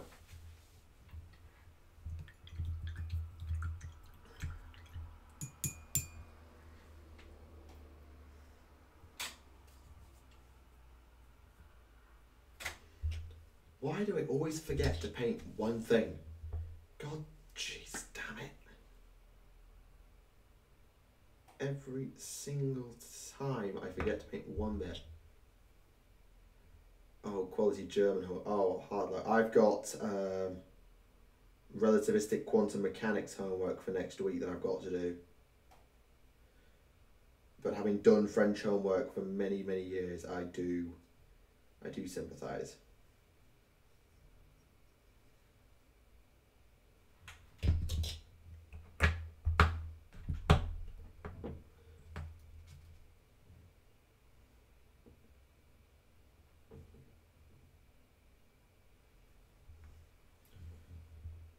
Yeah, I can see Guard being frustrating. Guard are frustrating, I'm sure, but I don't play on a competitive enough level and against competitive enough people to get as frustrated with them. So I don't get the same reactions as other people because I don't see it the same, because I don't experience it. No, honestly, I've always stuck with Citadel. I don't know why I've always just stuck with Citadel. Maybe just because of what I know.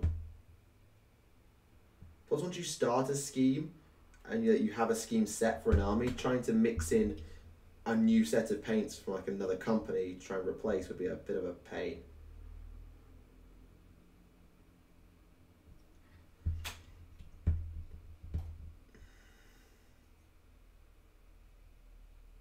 Interested in the lore for Thousand Years and how their home planet works. Yeah. I'm very interested to see how Sortiarius works. I saw that, I was like, yes. I want to know how Sortiarius works, for sure. I mean, I know we've had little fragments of information on it before, but always, the more info, the better.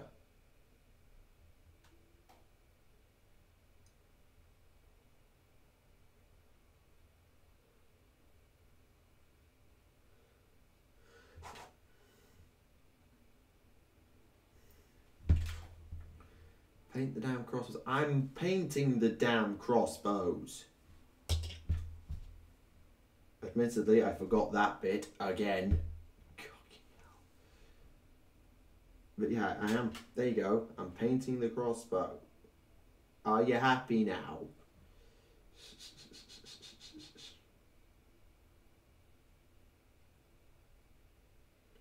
Painted a lot of crossbows. Well, actually, I painted less crossbows than I have. I painted more crossbows because bolts on pistols count as crossbows. I've only painted 10 bows for my adjudicators.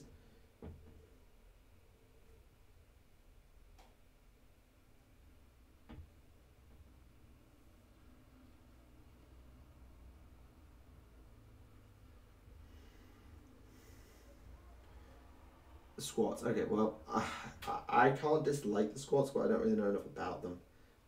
Nor are that fussed to know.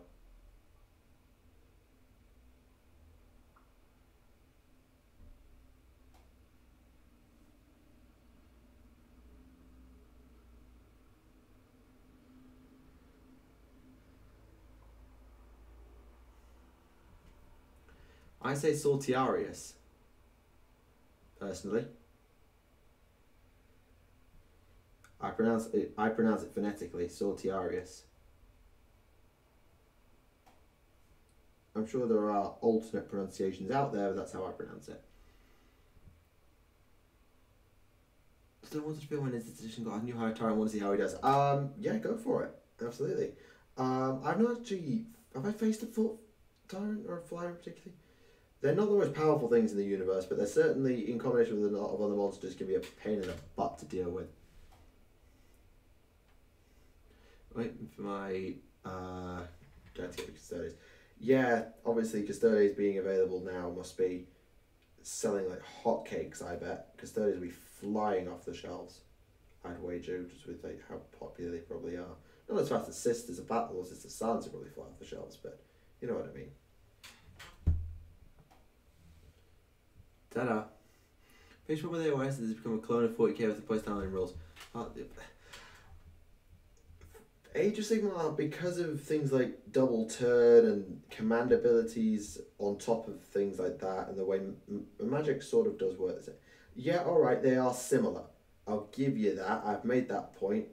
But I get what you're saying. It's very similar to 40k now, and that can be seen as a downside. However, if it helps both games improve and become better as a result, it might also be an upside. And there is still a bit, because of the heavier combat prevalence and the way hits and wound rolls work in Age of Sigmar, there is more to there is still a lot to consider with regards playing AOS differently to how you would play 40k. They're not clones of each other, that's for sure. Also, 40k and 40k became more. Yeah, someone said 40k is becoming more like AOS than the other way around. Have you a theory about how the Thousands reinforce their ranks as we answered shortly? I don't know. I don't, and I can't see them creating new rubricae. I know they can recruit sorcerers to their ranks because Araman does that in his book series. He recruits Astraeos. But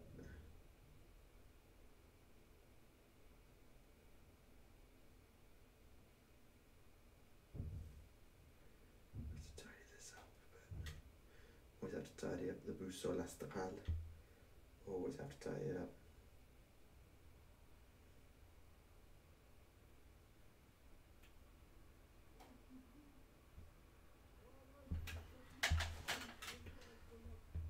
Primaris is sort of like Stormcast. Not particularly. Like, the Stormcast are immortal.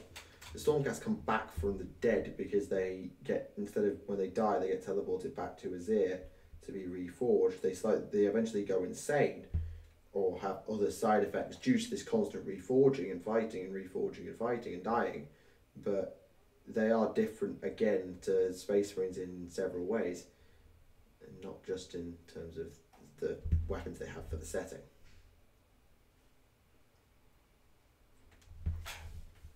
So I'd rather have 2 squads of initiates at £15 each and 1 set of Vipers. I get what you're saying, I do. You come on the inside and very ride those routes.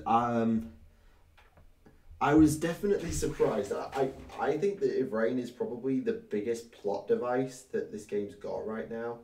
I think 40k, Ivrain is, because of what she's capable of doing, I think it was extremely cruel what Ivrain did. But at the same time, she had to convince Ahriman in some way not to kill her. But it was pretty damn harsh of Ivrain. Actually, when I was doing some research, when I was looking into the artwork that I used in my Inari video, I found a DeviantArt piece which was Ahriman with the Rubik Marines that had just been killed, and it was like straight after Ivrain had left. And it was quite. Well, I'm not going to say I would call it moving, but it was attempting to be really moving, like how Ahriman reacted so viscerally to what Ivrain had done. It was quite interesting to read, and it was a fan deviation rather than being true, but canon. But yeah. Is there any chance that Kurz is still alive? Low, but not zero. So is there any chance? Yes. Is there any likely chance? No.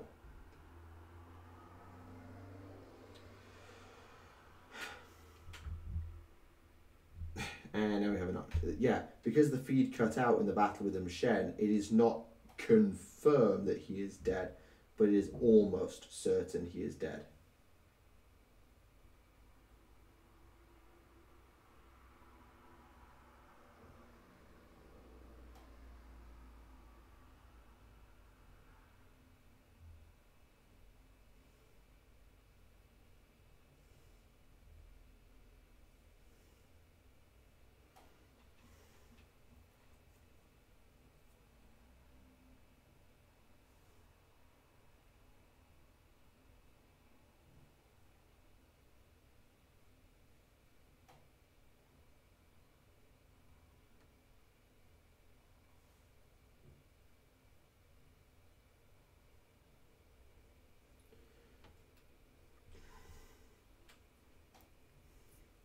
Are you psyched for the explanation for non-psychic, non-Ruby dreadnoughts for 1,000 suns that they will deliver?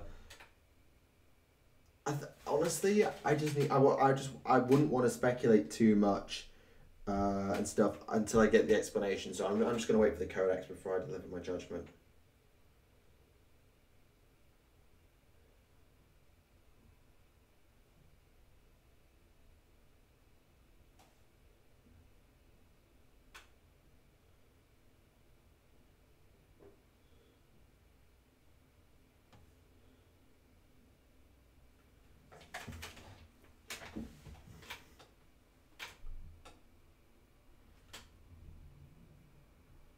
Yeah, of course he is.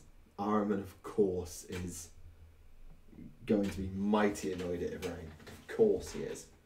Wouldn't you be?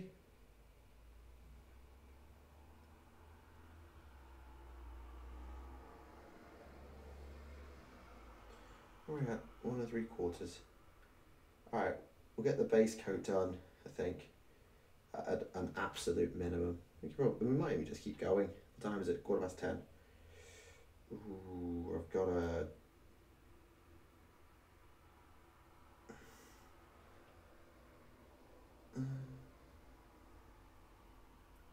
Actually, yeah, I'll just get this. I'll try and get this model finished on stream. So we get an extra long stream since we had no technical difficulties this time.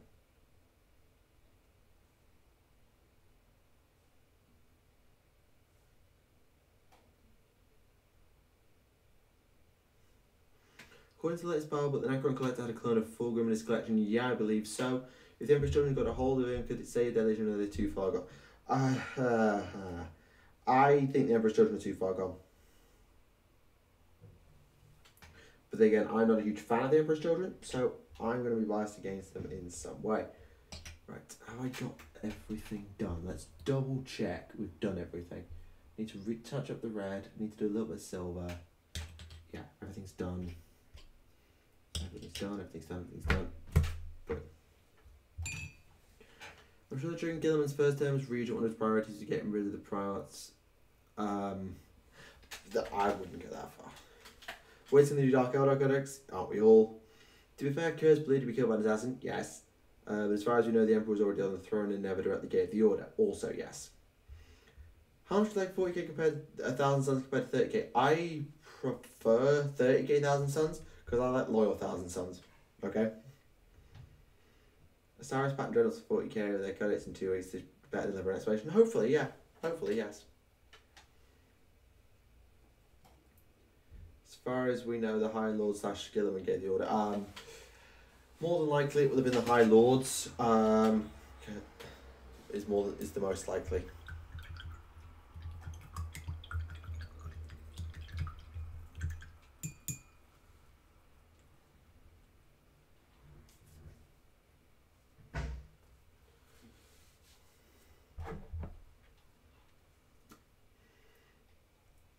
And yes, there are people also even more waiting for the Sister Battle Codex.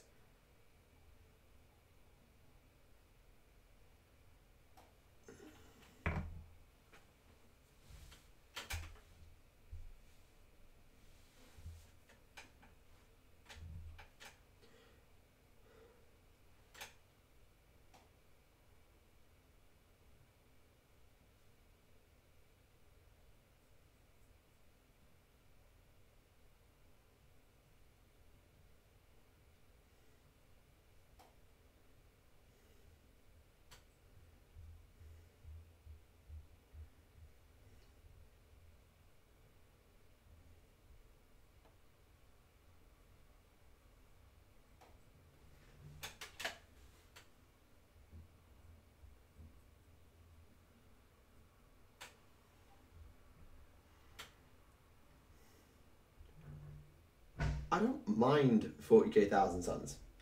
They're alright. They don't grab me the same way that their 30k equivalents do, that's for sure.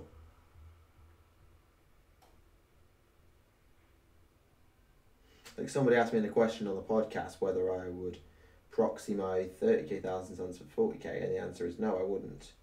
Because I wouldn't play 40k 1,000 Suns.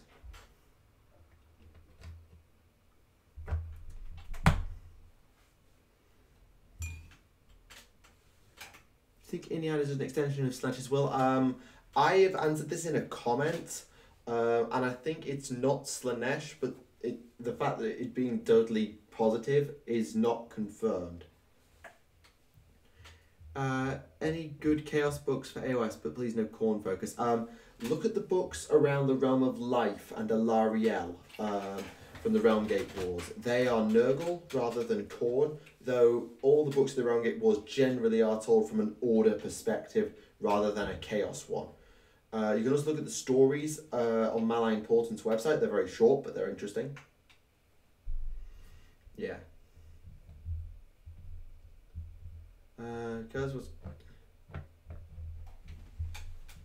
Well, some say the Emperor did plan ahead with M. Shen. I don't know. I can't remember what I said in my lore video now.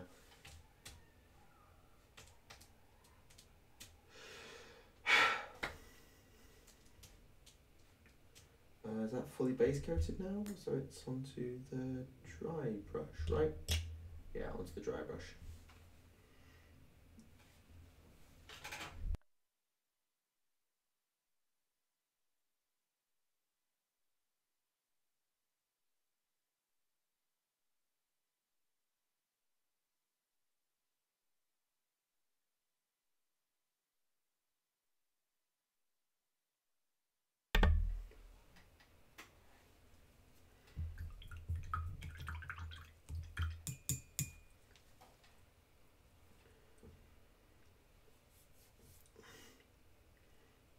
Thousands they don't really deliver anyway in 40k currently. Is it possible new coats will make you want to play them? Have you may have noticed this, but I've never played Chaos. Ever.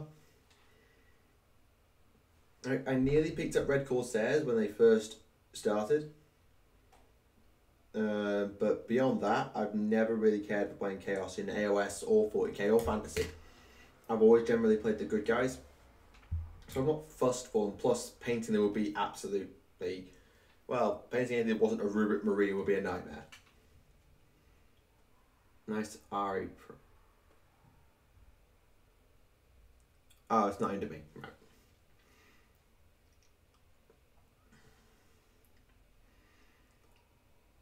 Yeah. Actually, yeah. Did Shen confirm the kill? I don't remember Shen ever confirming the kill. This is the point. God, I really should have got a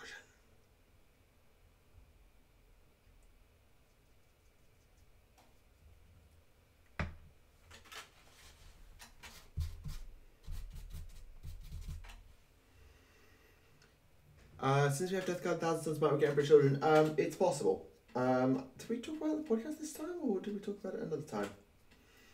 Like, I think we might get an Emperor's Children Codex, but not soon. I'm gonna say not soon.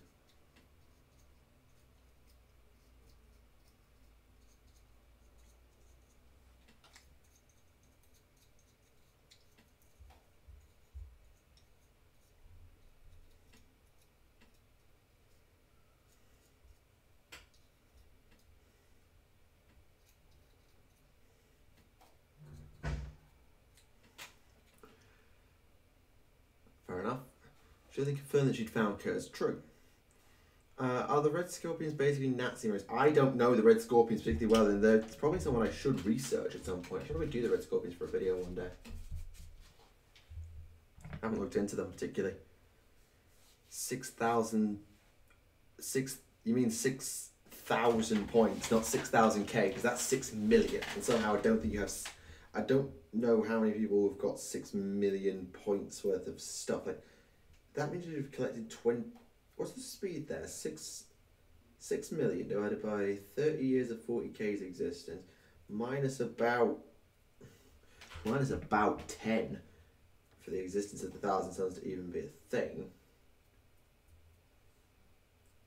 Well, minus a bit anyway. Let's say minus 5 for fun and to keep numbers nice and round. 6 million divided by 25 is 1.2 million divided by 5 is 1.205 is 0.26? No. 0.22? No. Oh God, what is it? 120 divided by 5 is 24. It's 24, that's what it is. So it'll be 2.4. There'll be 240,000 points a year, and that's just not possible. Sigismund was in the Night Lord's trilogy, and yes, Talos did wreck her, but I do remember her taking his head. I'd have to confirm that. I'm not sure. I would want to say either way. Hello. Throne of Lights found a copy of the recording. Yeah. Congratulations on having your last exam. I had my exams in December, but most of my exams are usually in January, so I know how you feel.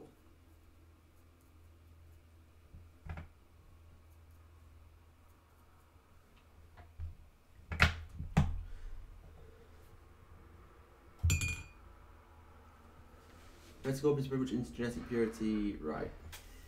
Right, good to know.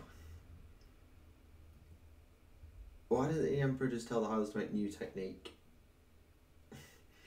If it were that simple, you would have done it already. I suspect, if it were that simple. Right, I'm just going to quickly refill my drink, so I'm going to take a very short break. Actually, just before I do, how does Stormcast play the tabletop? I've only played with them once, and they are tough. They hit relatively hard, but they're not numerous. I play Vanguard Chamber mostly, or that's the plan. So I'm going to be playing very differently to regular Stormcast. But the fact you have Signs of the Storm, which allows you to deep strike, as you speak 40k only, and teleport onto the board, means that you have a lot of maneuverability in terms of your deployment, but not so much in terms of your actual positioning, unless you're someone like the Vanguard Chamber, who can do more shenanigans. Also, they're quite vulnerable to mortal runes. Right, I'm going to take a quick break. I will be right back.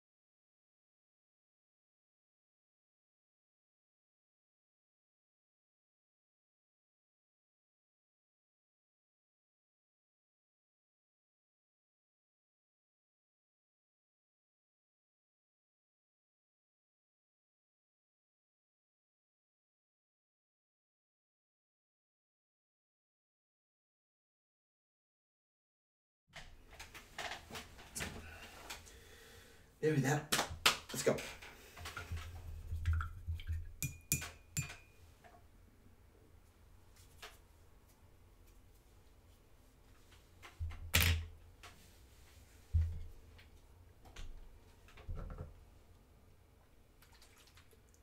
Tell us about your conspiracy. Discuss about it. Yeah, the Night Lords are an interesting one. Like the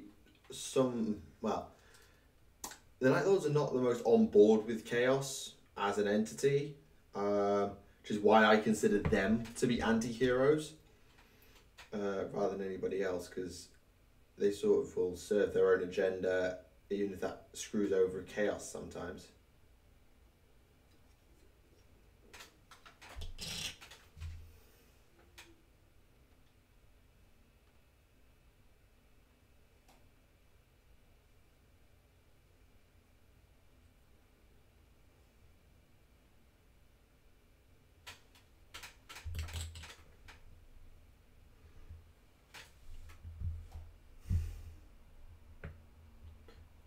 Death Guard. If that's an Orc Nurgle pun, then I don't want to know. If you're misspelling the Death Guard Legion, then of course I have, because I did a video on them. It's part of my Legions mini series. Yeah, they dropped my model there. That would have been awkward. Okay, yeah, definitely just making puns.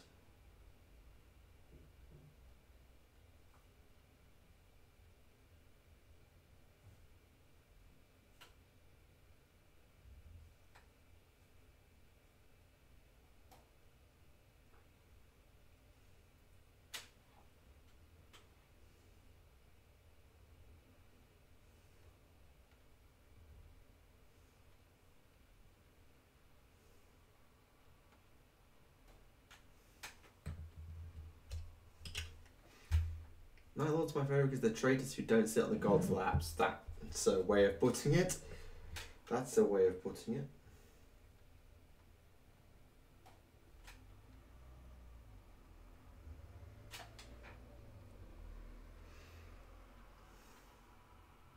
Oh, some Night Lords are chaos worshippers, absolutely. But not all of them.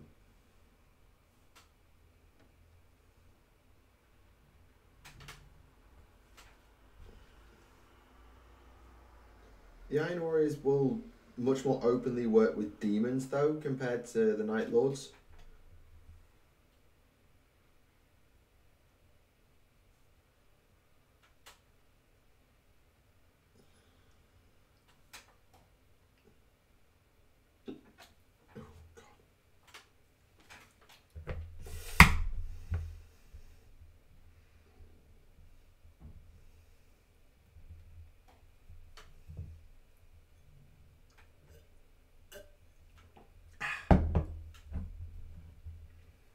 Has Demon Perturbator actually done anything in the last 10,000 years? Yes! He was involved in one of the Black Crusades, I believe it was the 10th, and that was how Abaddon sort of allied himself with Perturabo, or got Perturabo on side. What's your art style for your chamber? Give me a second, I'll go and grab one.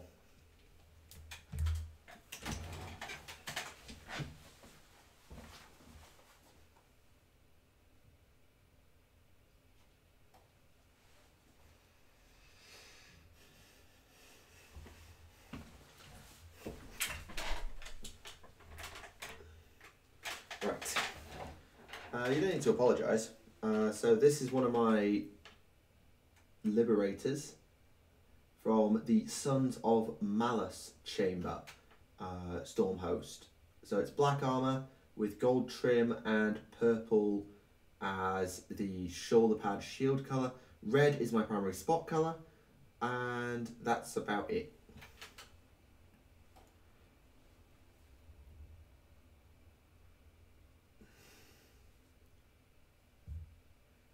That was 9th.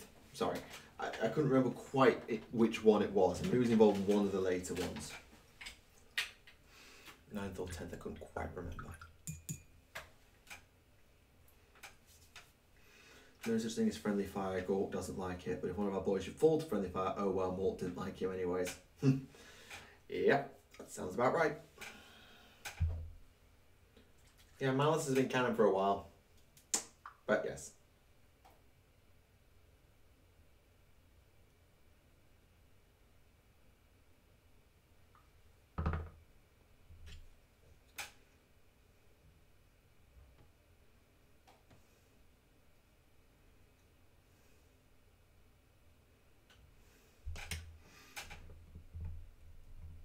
He also fought Mortarion and is apparently leading the Iron Warriors.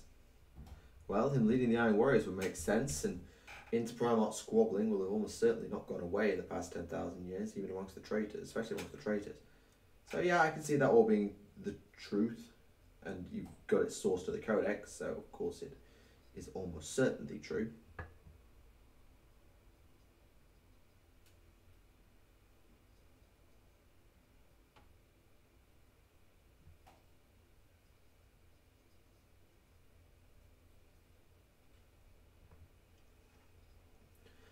How cold is the air between the Emperor's children now? Perturabo will not like Fulgrim. That's true. Perturabo will not like Fulgrim after the events of Angel Exterminatus. That is very, very true. Those two will not get on. Although, to be fair, I somehow doubt the World Eaters and the Emperor's Children get on very well after Scalathrax, and I doubt the Black Legion and the Emperor's Children get on very well after Harmony. So, yeah, the Emperor's Children made a lot of enemies. Have you read the Night Lord's trilogy? No, sadly. Are you planning on some light highlights of the dark armor and it looks? No, I really wanted this scheme to be as simple as possible, so I don't want to put any more highlights on the black, because I wanted it still. It's supposed to be actually midnight black armor, but that would look boring. So it's a dry brush, which I then wash down to keep it looking black, but with a bit of definition. If I tried to highlight it up again, I think that would sort of ruin the effect, and it would look really bad because I'm bad at it. So no is the answer to the question.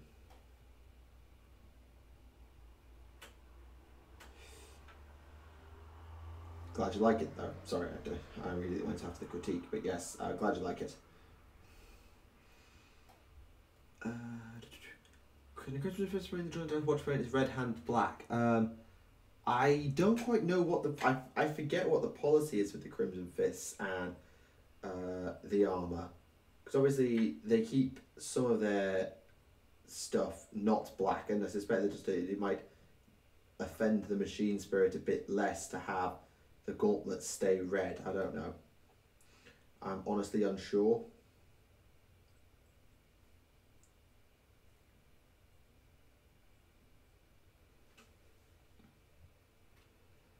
Perturabo Demon Prince Obliterator to hybrid. It's possible, and it's something that I've speculated on before. It'd be a very easy model to screw up. It'd be a very easy model to screw up.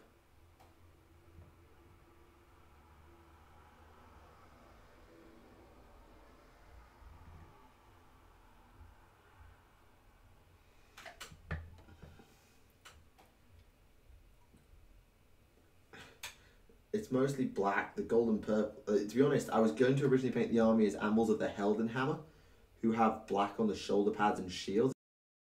But that just looked like, particularly on the Liberators, who've got the big shields, it looked like too much black, if that makes sense. So I wanted to just have a bit more colour variety in there, hence the Sons of Malice.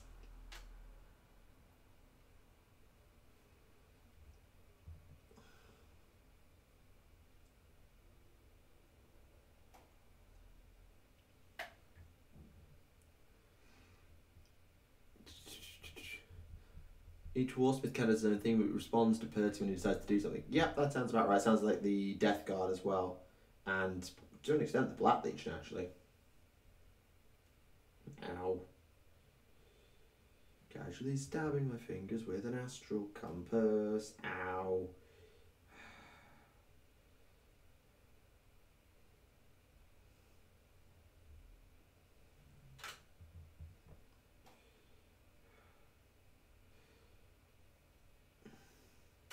Other theory, the Fortress Fate Magic Guard is Perturabo. No.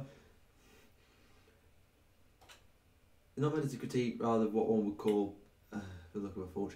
What kind of stuff I'm planning for the mounts? I've already done plenty of mounts. Actually, I've got a full hobby project that I call A Town Called Malice, because of course I did, because I like punny titles.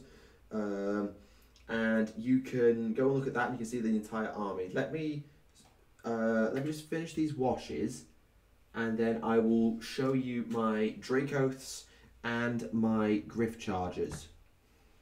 Or at least a Dracoth and a Griff Charger, just so you have a sense of context. Just hang on for 2 minutes whilst I just finish washing these components. Oh no, I do welcome all critique. I'm always open to taking critique and suggestion, because otherwise how am I ever going to get better at anything? I mean, the amount of people shouting at me in the comments on the Inari video that I've now got a worse mic. It's like, lol. Thanks, just my mic is more sensitive now, so it sounds like it's a bit echoey. I'm sorry, I can't do anything about that. It's worth it in the long run than using a bloody headset. Right. I'll get your Draco through the Griff Charge now. Hang on. I've just passed 2 hours. Okay. Oh, you don't need that much more work at all.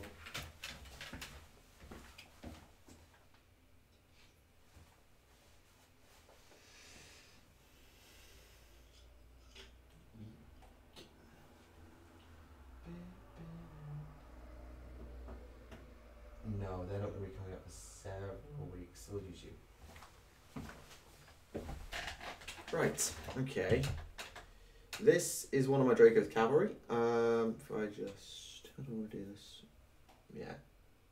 That's one of my Dracos. So you can sort of see it's Stegadon scale green, washed with Nuln oil, and then dry brushed with skink blue in places. So there's sort of the alternate view of the cavalry. You probably can't hear me quite as well. Well, you should be able to now. I was over there, so you wouldn't have heard me. You should be able to hear me fine now. Right, and the volume levels haven't changed. And that is a Griff Charger, very similar. So Stegadon scale green, but with Coelia green shade over the skink blue dry brush. So it's slightly different, and I've done my other Griff Chargers and Dracos slightly differently again, so there's a fair bit of variation.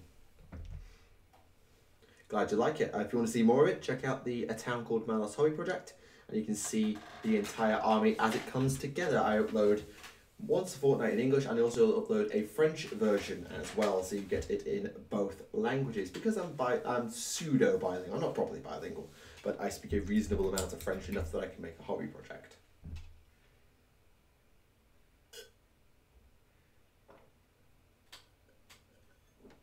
Mic is not muted. I'm seeing volume output.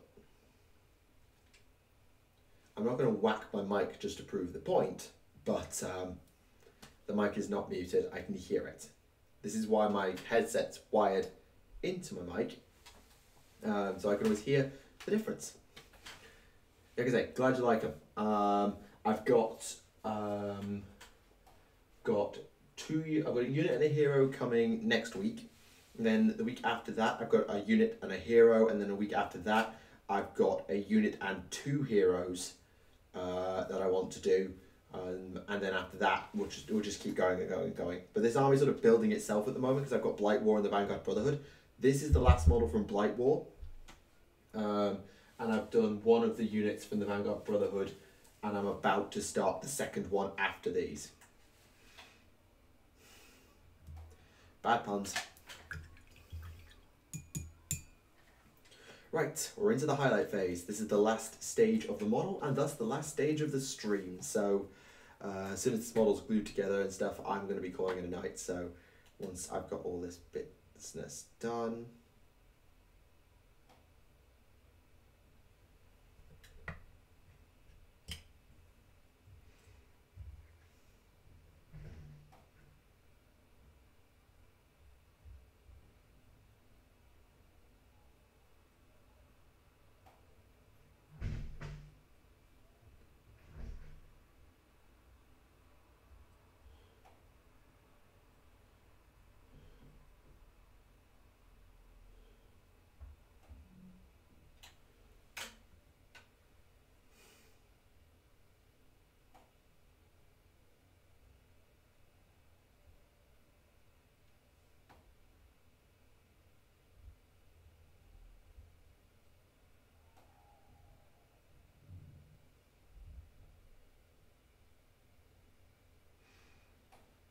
Will there be a 40k movie? Not out of Hollywood.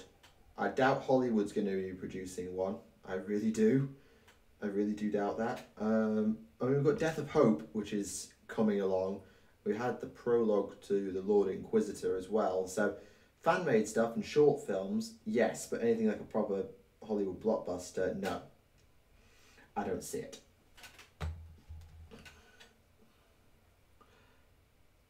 I'm not a great fan of the idea behind Sigmar's undead Legion of Order. I don't know much of their lore. Can you give me some info about your chamber?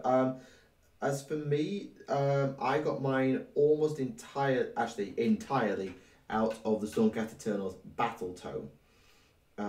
So they are the Sons of Malice. My chamber that I'm working on were forged under the zenith of the Dark Moon. I don't think it's called Morsphere because that's from the old world. No, it starts with a D, I think. Under a dark moon, and their temper is as black as their armor, so they are pretty damn annoyed and cold and calculating, and maybe even sadistic. I don't know, but that sort of suits me as well. So they're like that. Their Stormkeep, their sort of base of operations is a obsidian monolith. It's a black obsidian monolith, I believe. And they saved a Fire Slayer hold from an assault at one point as well. So that's the information I have on them, and that was enough. That was enough. And yeah, too easy to screw up. You're right. And yeah, so the way. Actually, I've got it here. I've got the battle tome here. I can go and find all the information I just said. Thousand Tempests. Yeah. Yeah. Yeah. The Sons of Malice were forged, struck under the zenith of the Calignos span of Daroth, the Dark Moon. Their tempers are as black as their lustrous armour. That's the Sons of Malice. What do you think of the Grey Knight fluff? Many hate it. It's fine. I'm not going to say it's my favourite lore I've ever done, but I did a nearly 40-minute video on it, so it can't have been that bad. Because as much as I do this as my job, I wouldn't have done it otherwise. And it's a brooding monolithic keep for the Sons of Malice. That's what they have. So their sort of stronghold is what's called, with as much subtlety as the flat hammer face of Gal Maraz. So it's blunt and it's dark and it's obvious, and that suits me right down to the ground. And the last thing I remember was siege towers of Dagram Thule approached the magma hold of the Baird Lodge in Akshi. 20 retinues of Sons of Malice decimated appeared within the Chaos Horde's midst. Led by Lord Castellant, Seleth and Blackstar, the axe-wielding paladins cleared their way towards the Tarathine construct, but were hacking the legs from the twisted gargants that pushed them, saving the hold and forming an unbreakable bond between their storm host and the Fire Slayers. A live action with tons of CG might not work. Yeah, it would look weird. Or combat drugs in the Imperial Museum. I'm not actually sure. I'm not an expert. I'm not an expert, I'm afraid, on that particular topic. I don't believe the Sons of Malice have been in any novels. If they have, then I'll be looking forward to reading them at some point.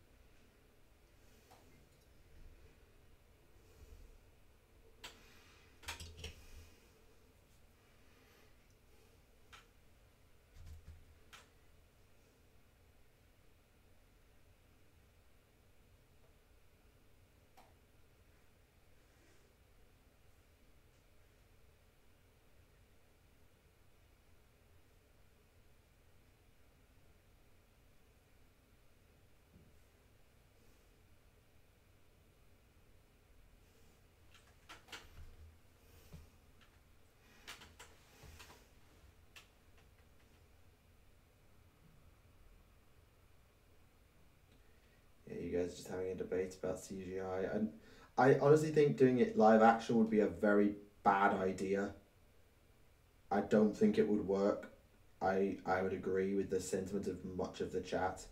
I don't think it would work as a CG movie, or sorry, as a live action with heavy CG. Just look dumb.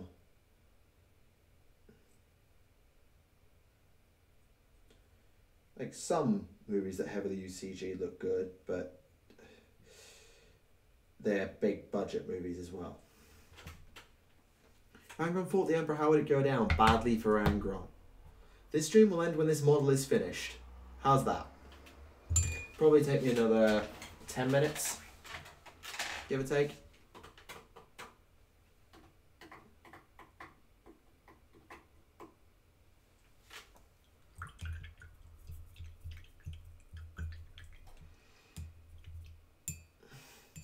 Admittedly, yes, now Angron would beat the Emperor in a fight, unless the Emperor just psychic blasted him to death. But Demon Prince of Corn. Emperor is still powerful enough. Yeah. Now, maybe not so much, but yeah. While Emperor was walking around, he'd have kicked Angron's ass.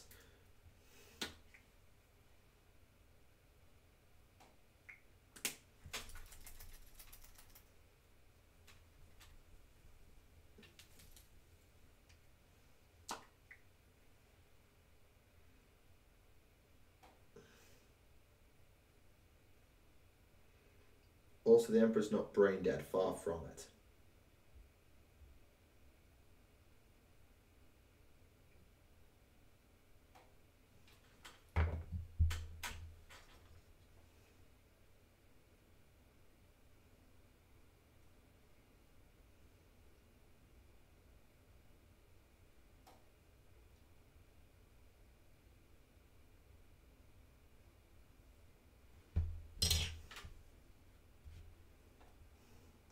Was Angron a good general? Hard to know. I would say yes. I would say yes, he was. If a little bit on the aggressive side, thanks to the effect of the nails. I would say yeah, probably he was a very good general. Otherwise the World Eaters wouldn't have got very far. Well, they would have done on the Raw Frosty alone, but they probably wouldn't have got as far without good generalship.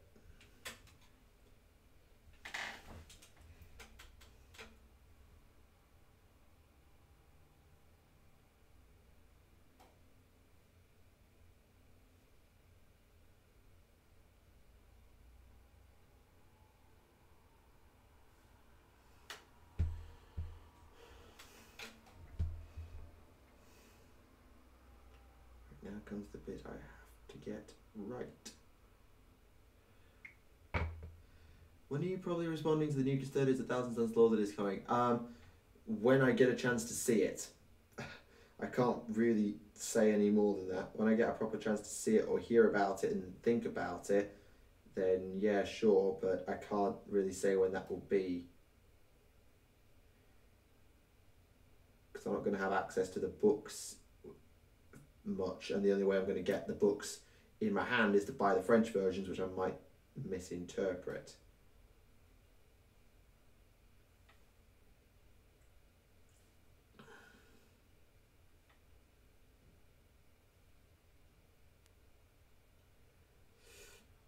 Oh yeah, when's the next podcast? Oh, the podcast is out on Wednesday. So Wednesday morning, 7 o'clock UK time as usual.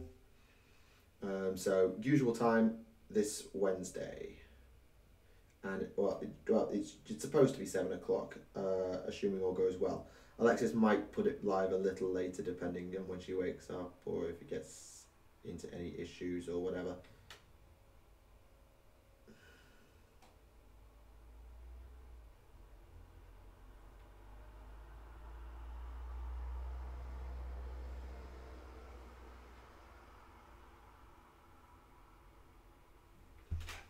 Lovely.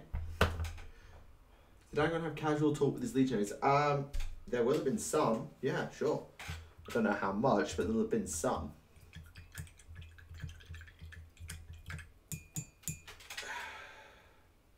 Is that just white and blue? Yeah, just white and blue. So let's do the blue while the gold dries.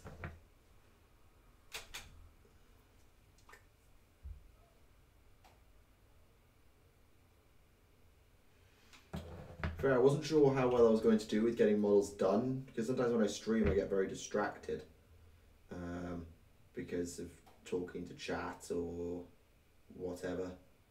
So I'm kind of glad that I've got that model and a half. Well, I'd already done most of the work with the other model earlier, so I only just had the highlights to do, but I'm really glad I've got this now to practically finished just as soon as just come back from a pretty long break to internet connection. Are you now living in France? I'm not living in France permanently. I'm here on a year abroad, but yes, for want of a better word. One more times Reaper's pumping. Funny, knock it off. France, the 3 days I spent there with the duration of the normal days. Ah, right. Well, I haven't had a bad time out here. I mean, it's been difficult academically, but linguistically it's been alright. It's been actually quite interesting. It's linguistic challenges, not too bad. I'm in my halls in Grenoble. I'm not going to say any more than that, but I am in Grenoble. And if you live around there, then I'm going to be hopefully going to the Games Workshop on a Friday for a game.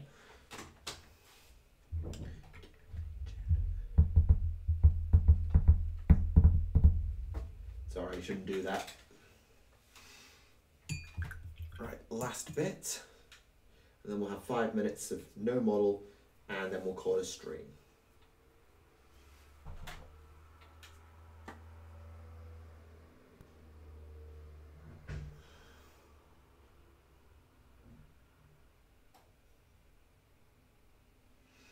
Is there some specific reason you're not using palette?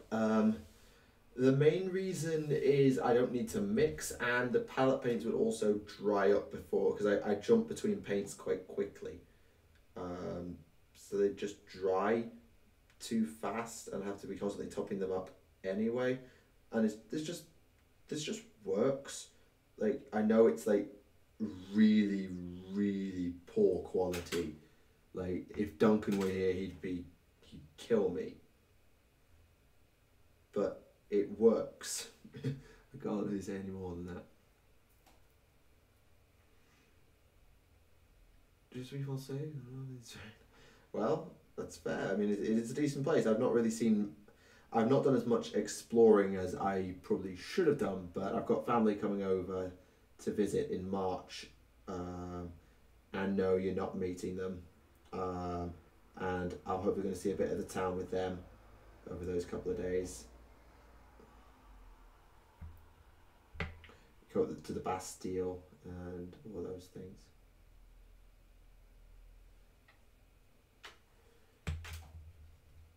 Is that it? I think that might be it, you know.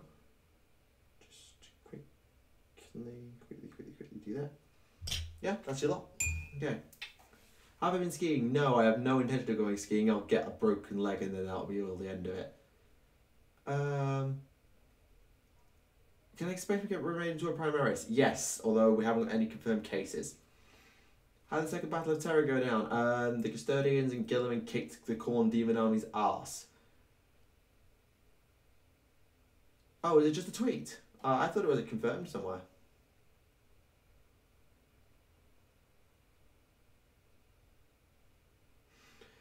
Yeah, I would stay. I'm not planning to go to Paris, truth be told. I'm sorry to hear that was your experience. I haven't had anything like that. Funny, Ben, knock it off. Admitted the fact it's been raining a lot today means my hair's not like particularly well behaved at the moment. But yes, knock it off.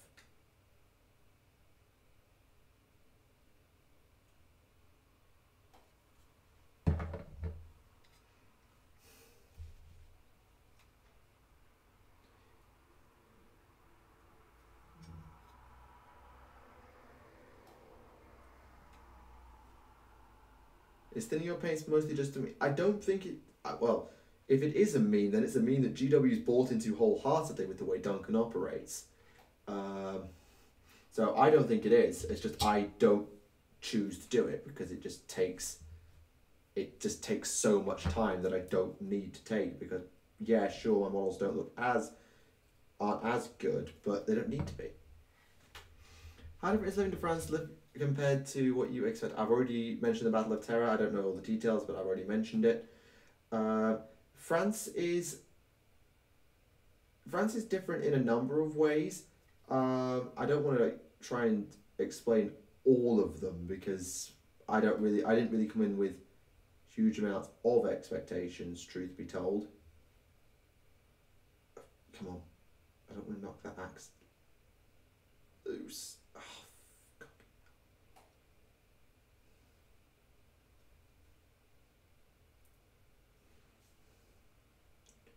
Okay, that needs to dry. That's what needs to happen.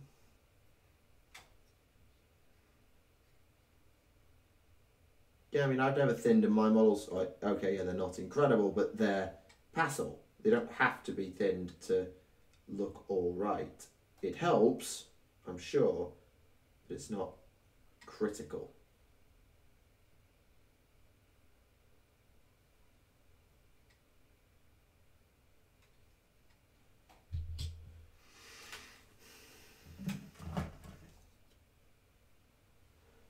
Yeah, I mean, I just go straight from pop, but it will vary. Like, metallic paints are a pain.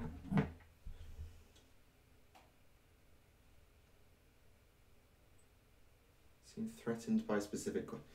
Threatened is the wrong word. There are some questions I prefer not to answer. Absolutely, this isn't an AMA. It's a Q&A. Not thin as using paint. I don't know how you actually thin your paints. I've never really looked into it actually. Right. I mean, I'm definitely the latter. I'm very much minimalistic. I painted that entire model in the duration of this stream. And you saw how many times I washed my brush. And many of those times I went back to the same paint because I missed a bit. Minimalistic style does work.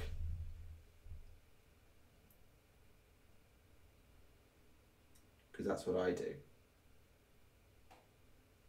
It's extremely minimalistic. It's one set, base coat, wash, highlight in most cases.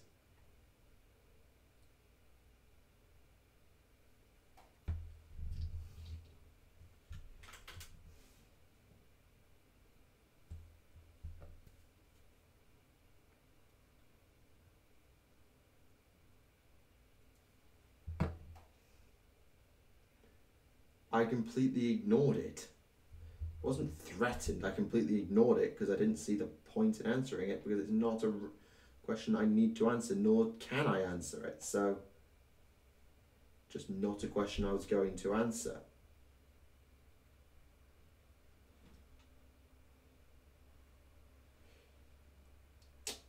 Oh, why do they design these sticky uppy shoulders things when you can't even get the shoulder pads over them and under the bloody bolt storm pistols?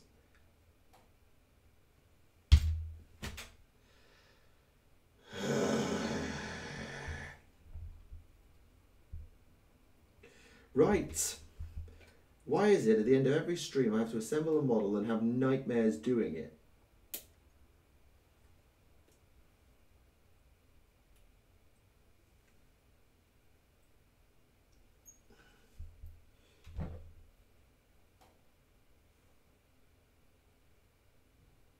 Right, we're going to do it in this order. You, réaffiche à vous.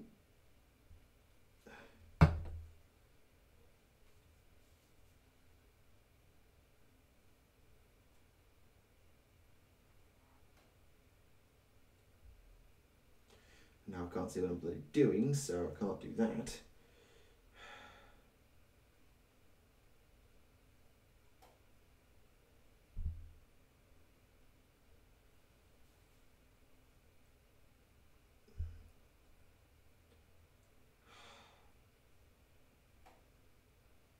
Why is this happening again? End of stream assembly difficulties.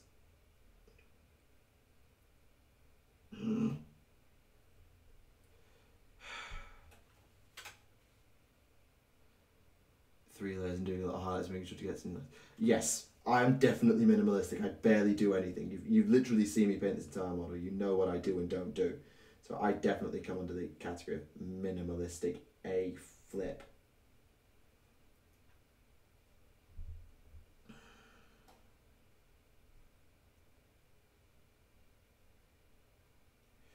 Okay, this is the stupidest shoulder pad design when the shoulder pad does not even go underneath the... There you go, you bloody thing. Right, so that's into position now. Let's see if you'll go on correctly. If you'll go on correctly, then I can glue you together and be done with this whole bloody farce. Nope, the angle's miles off.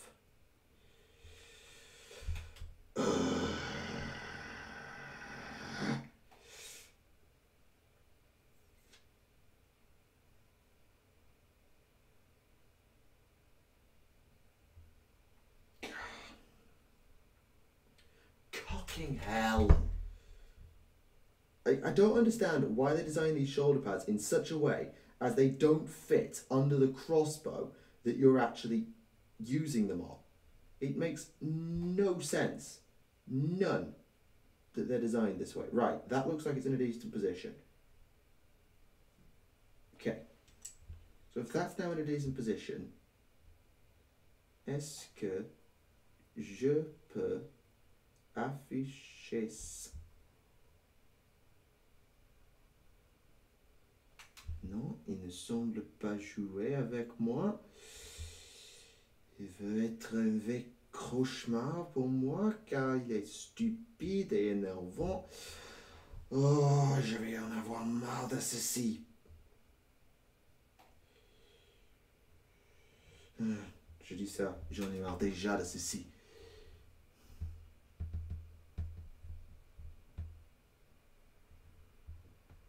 Thank you, Ben.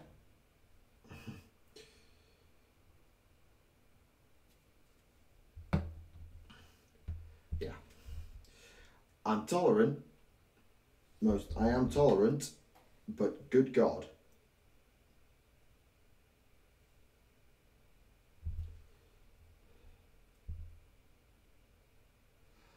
The work I put into my Canal Destroyer is rather unreal for how I model. I've modeled out of a Gorgon and a lot of green stuff. Yeah, that's like fair enough. That's truly impressive. I couldn't do it. Like my Magnus model was still only, I think it was just base coat wash and maybe 2 highlights. So I barely ever do much, even on my top quality models. But I'm not patient enough to do it your way. Truthfully, I'm not patient enough. Also, sorry about the extended silence there while I was faffing about with this bloody Vanguard Hunter. I'm sorry about that. I didn't want there to be a hugely long extended silence there. 8 paints per model. That's less than me. How many have I used? 1, 2, 3, 4, 5, 6, 7, 8, 9, 10, 11, 12, 13, 14. I've used 14. Actually, I've used 14. Then when I actually do the maths, I've actually used 14 paints.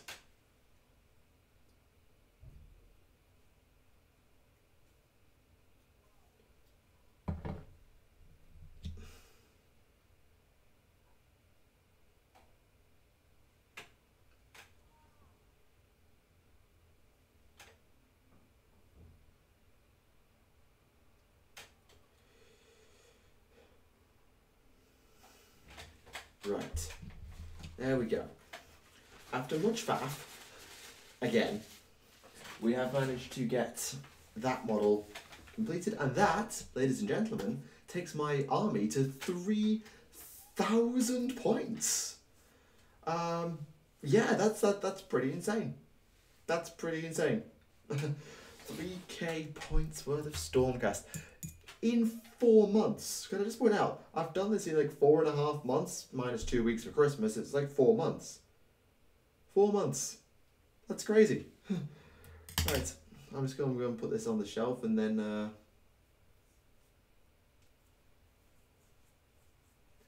Well, I class myself as minimalistic and I've just used 14. So, yeah. Alright, I'll just go pop this on here and then we'll do 5 minutes and we'll call it a stream. Oh, lid on the glue. Come on, put your lid on.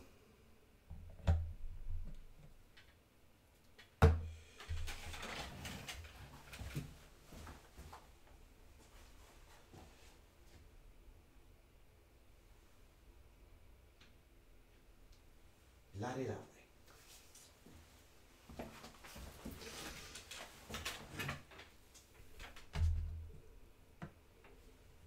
Victory indeed.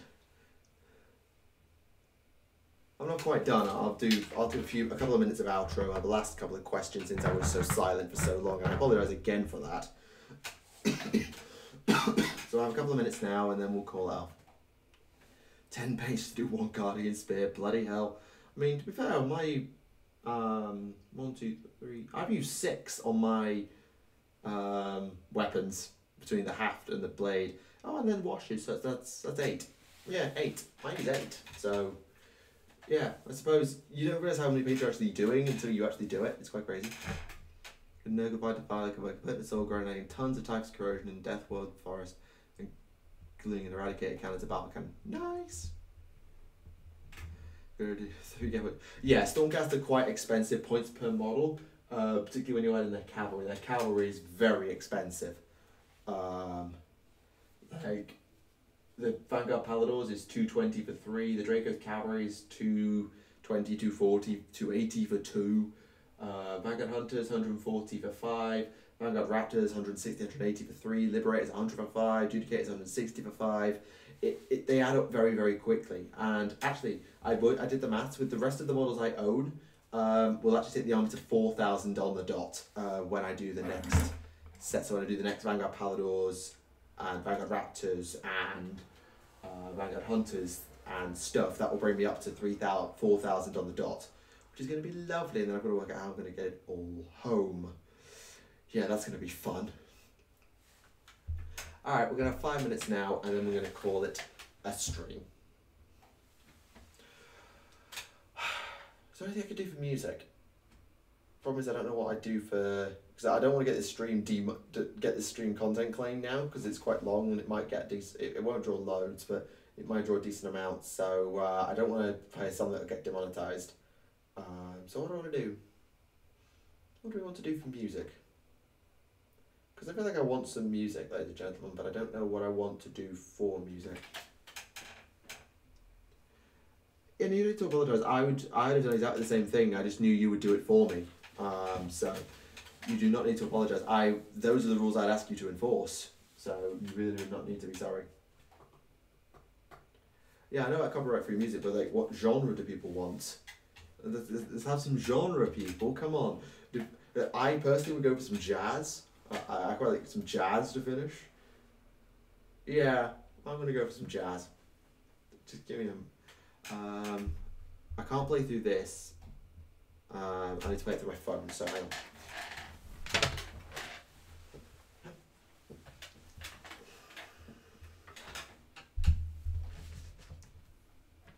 I'm not sure I'd be able to play Chaos Gate because that's somebody else's music.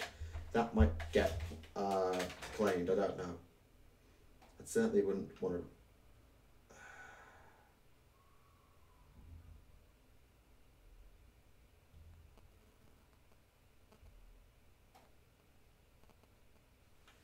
And now it's, oh, I'm sorry. I forgot my phone would do that.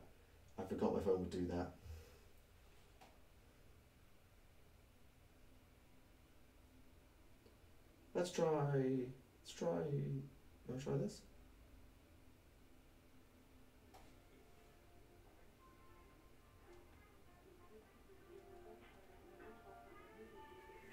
Jazz Club.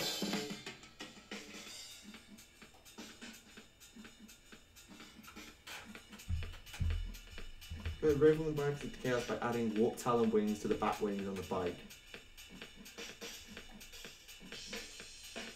I need a sax. Can't Romance into AOS the idea of an open pantheon. Romance will go to AOS if he wants to, not before. His call.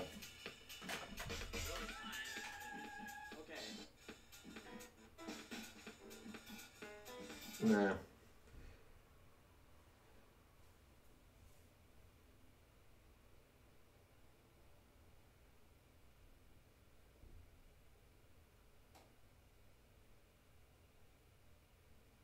try you.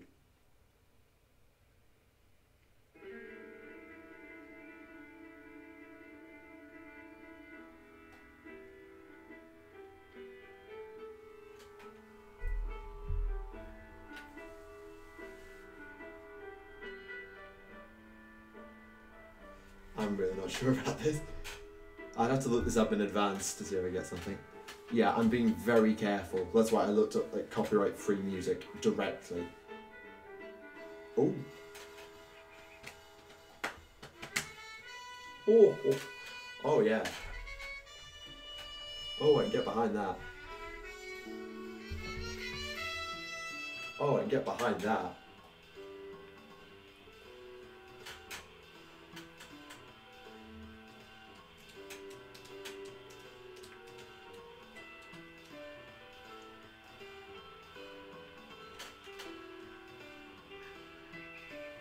That's alright. I'm quite happy just to chill. I know it's 40k themed and maybe in future I'll look into it, but right now I'm quite happy. Oh. There's something about a trumpet or a sax in jazz that just, just speaks to you.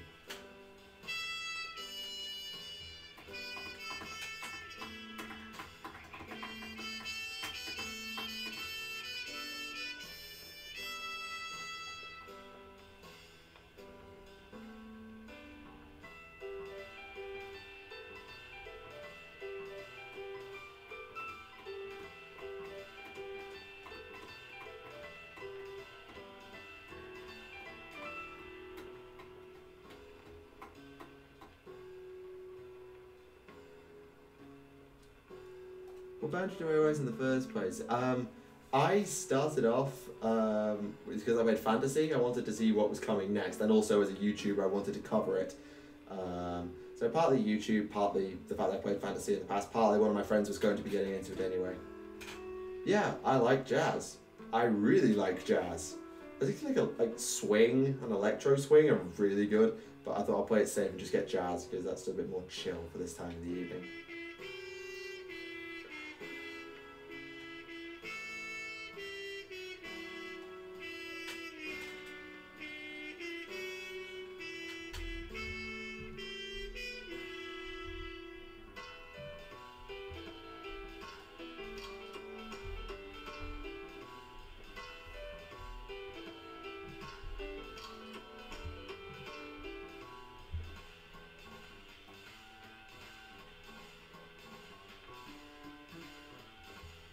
The first song. I wasn't sure. Something about, for me, jazz without a trumpet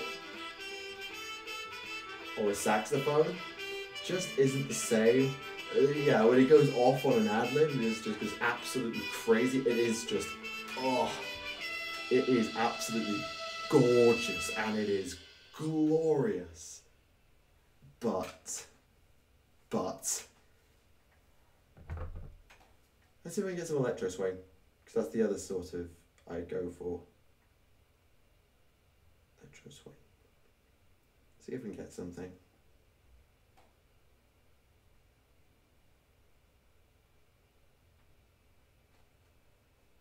Ooh, swing hop electro swing.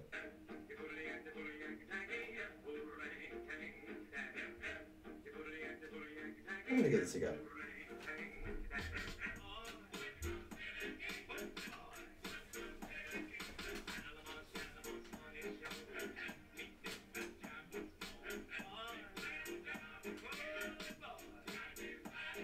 Swing hop in electro swing.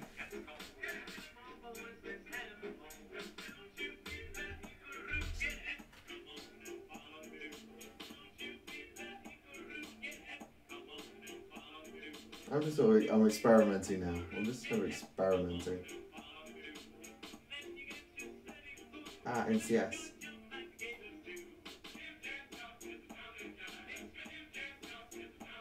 Yeah, it needs brass. You're right. It needs brass.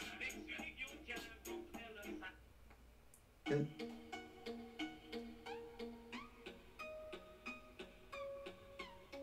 that's not electro swing at all. It's not electro swing at all. Sorry, I shouldn't be doing this so like just randomly out loud on stream, but I'm just kind of curious about doing chill now. just chill about it now.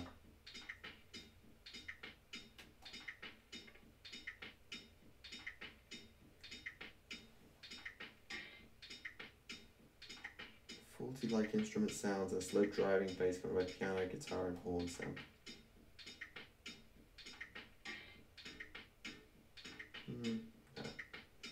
Alright, I'm going to knock it off because I want to get a playlist together. We'll get a playlist together maybe sometime. Have you ever read about the Imperial Knight-sized machines, Tomb King's Chaos Wars, building fantasy and fielded in battle? Well, did you see the Tomb King's trailer for Total Warhammer 2?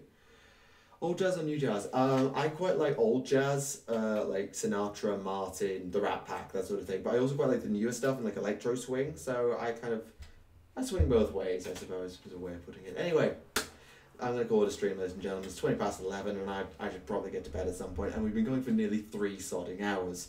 So, thank you all for watching. I do really hope you've enjoyed the stream. It's been an absolute joy.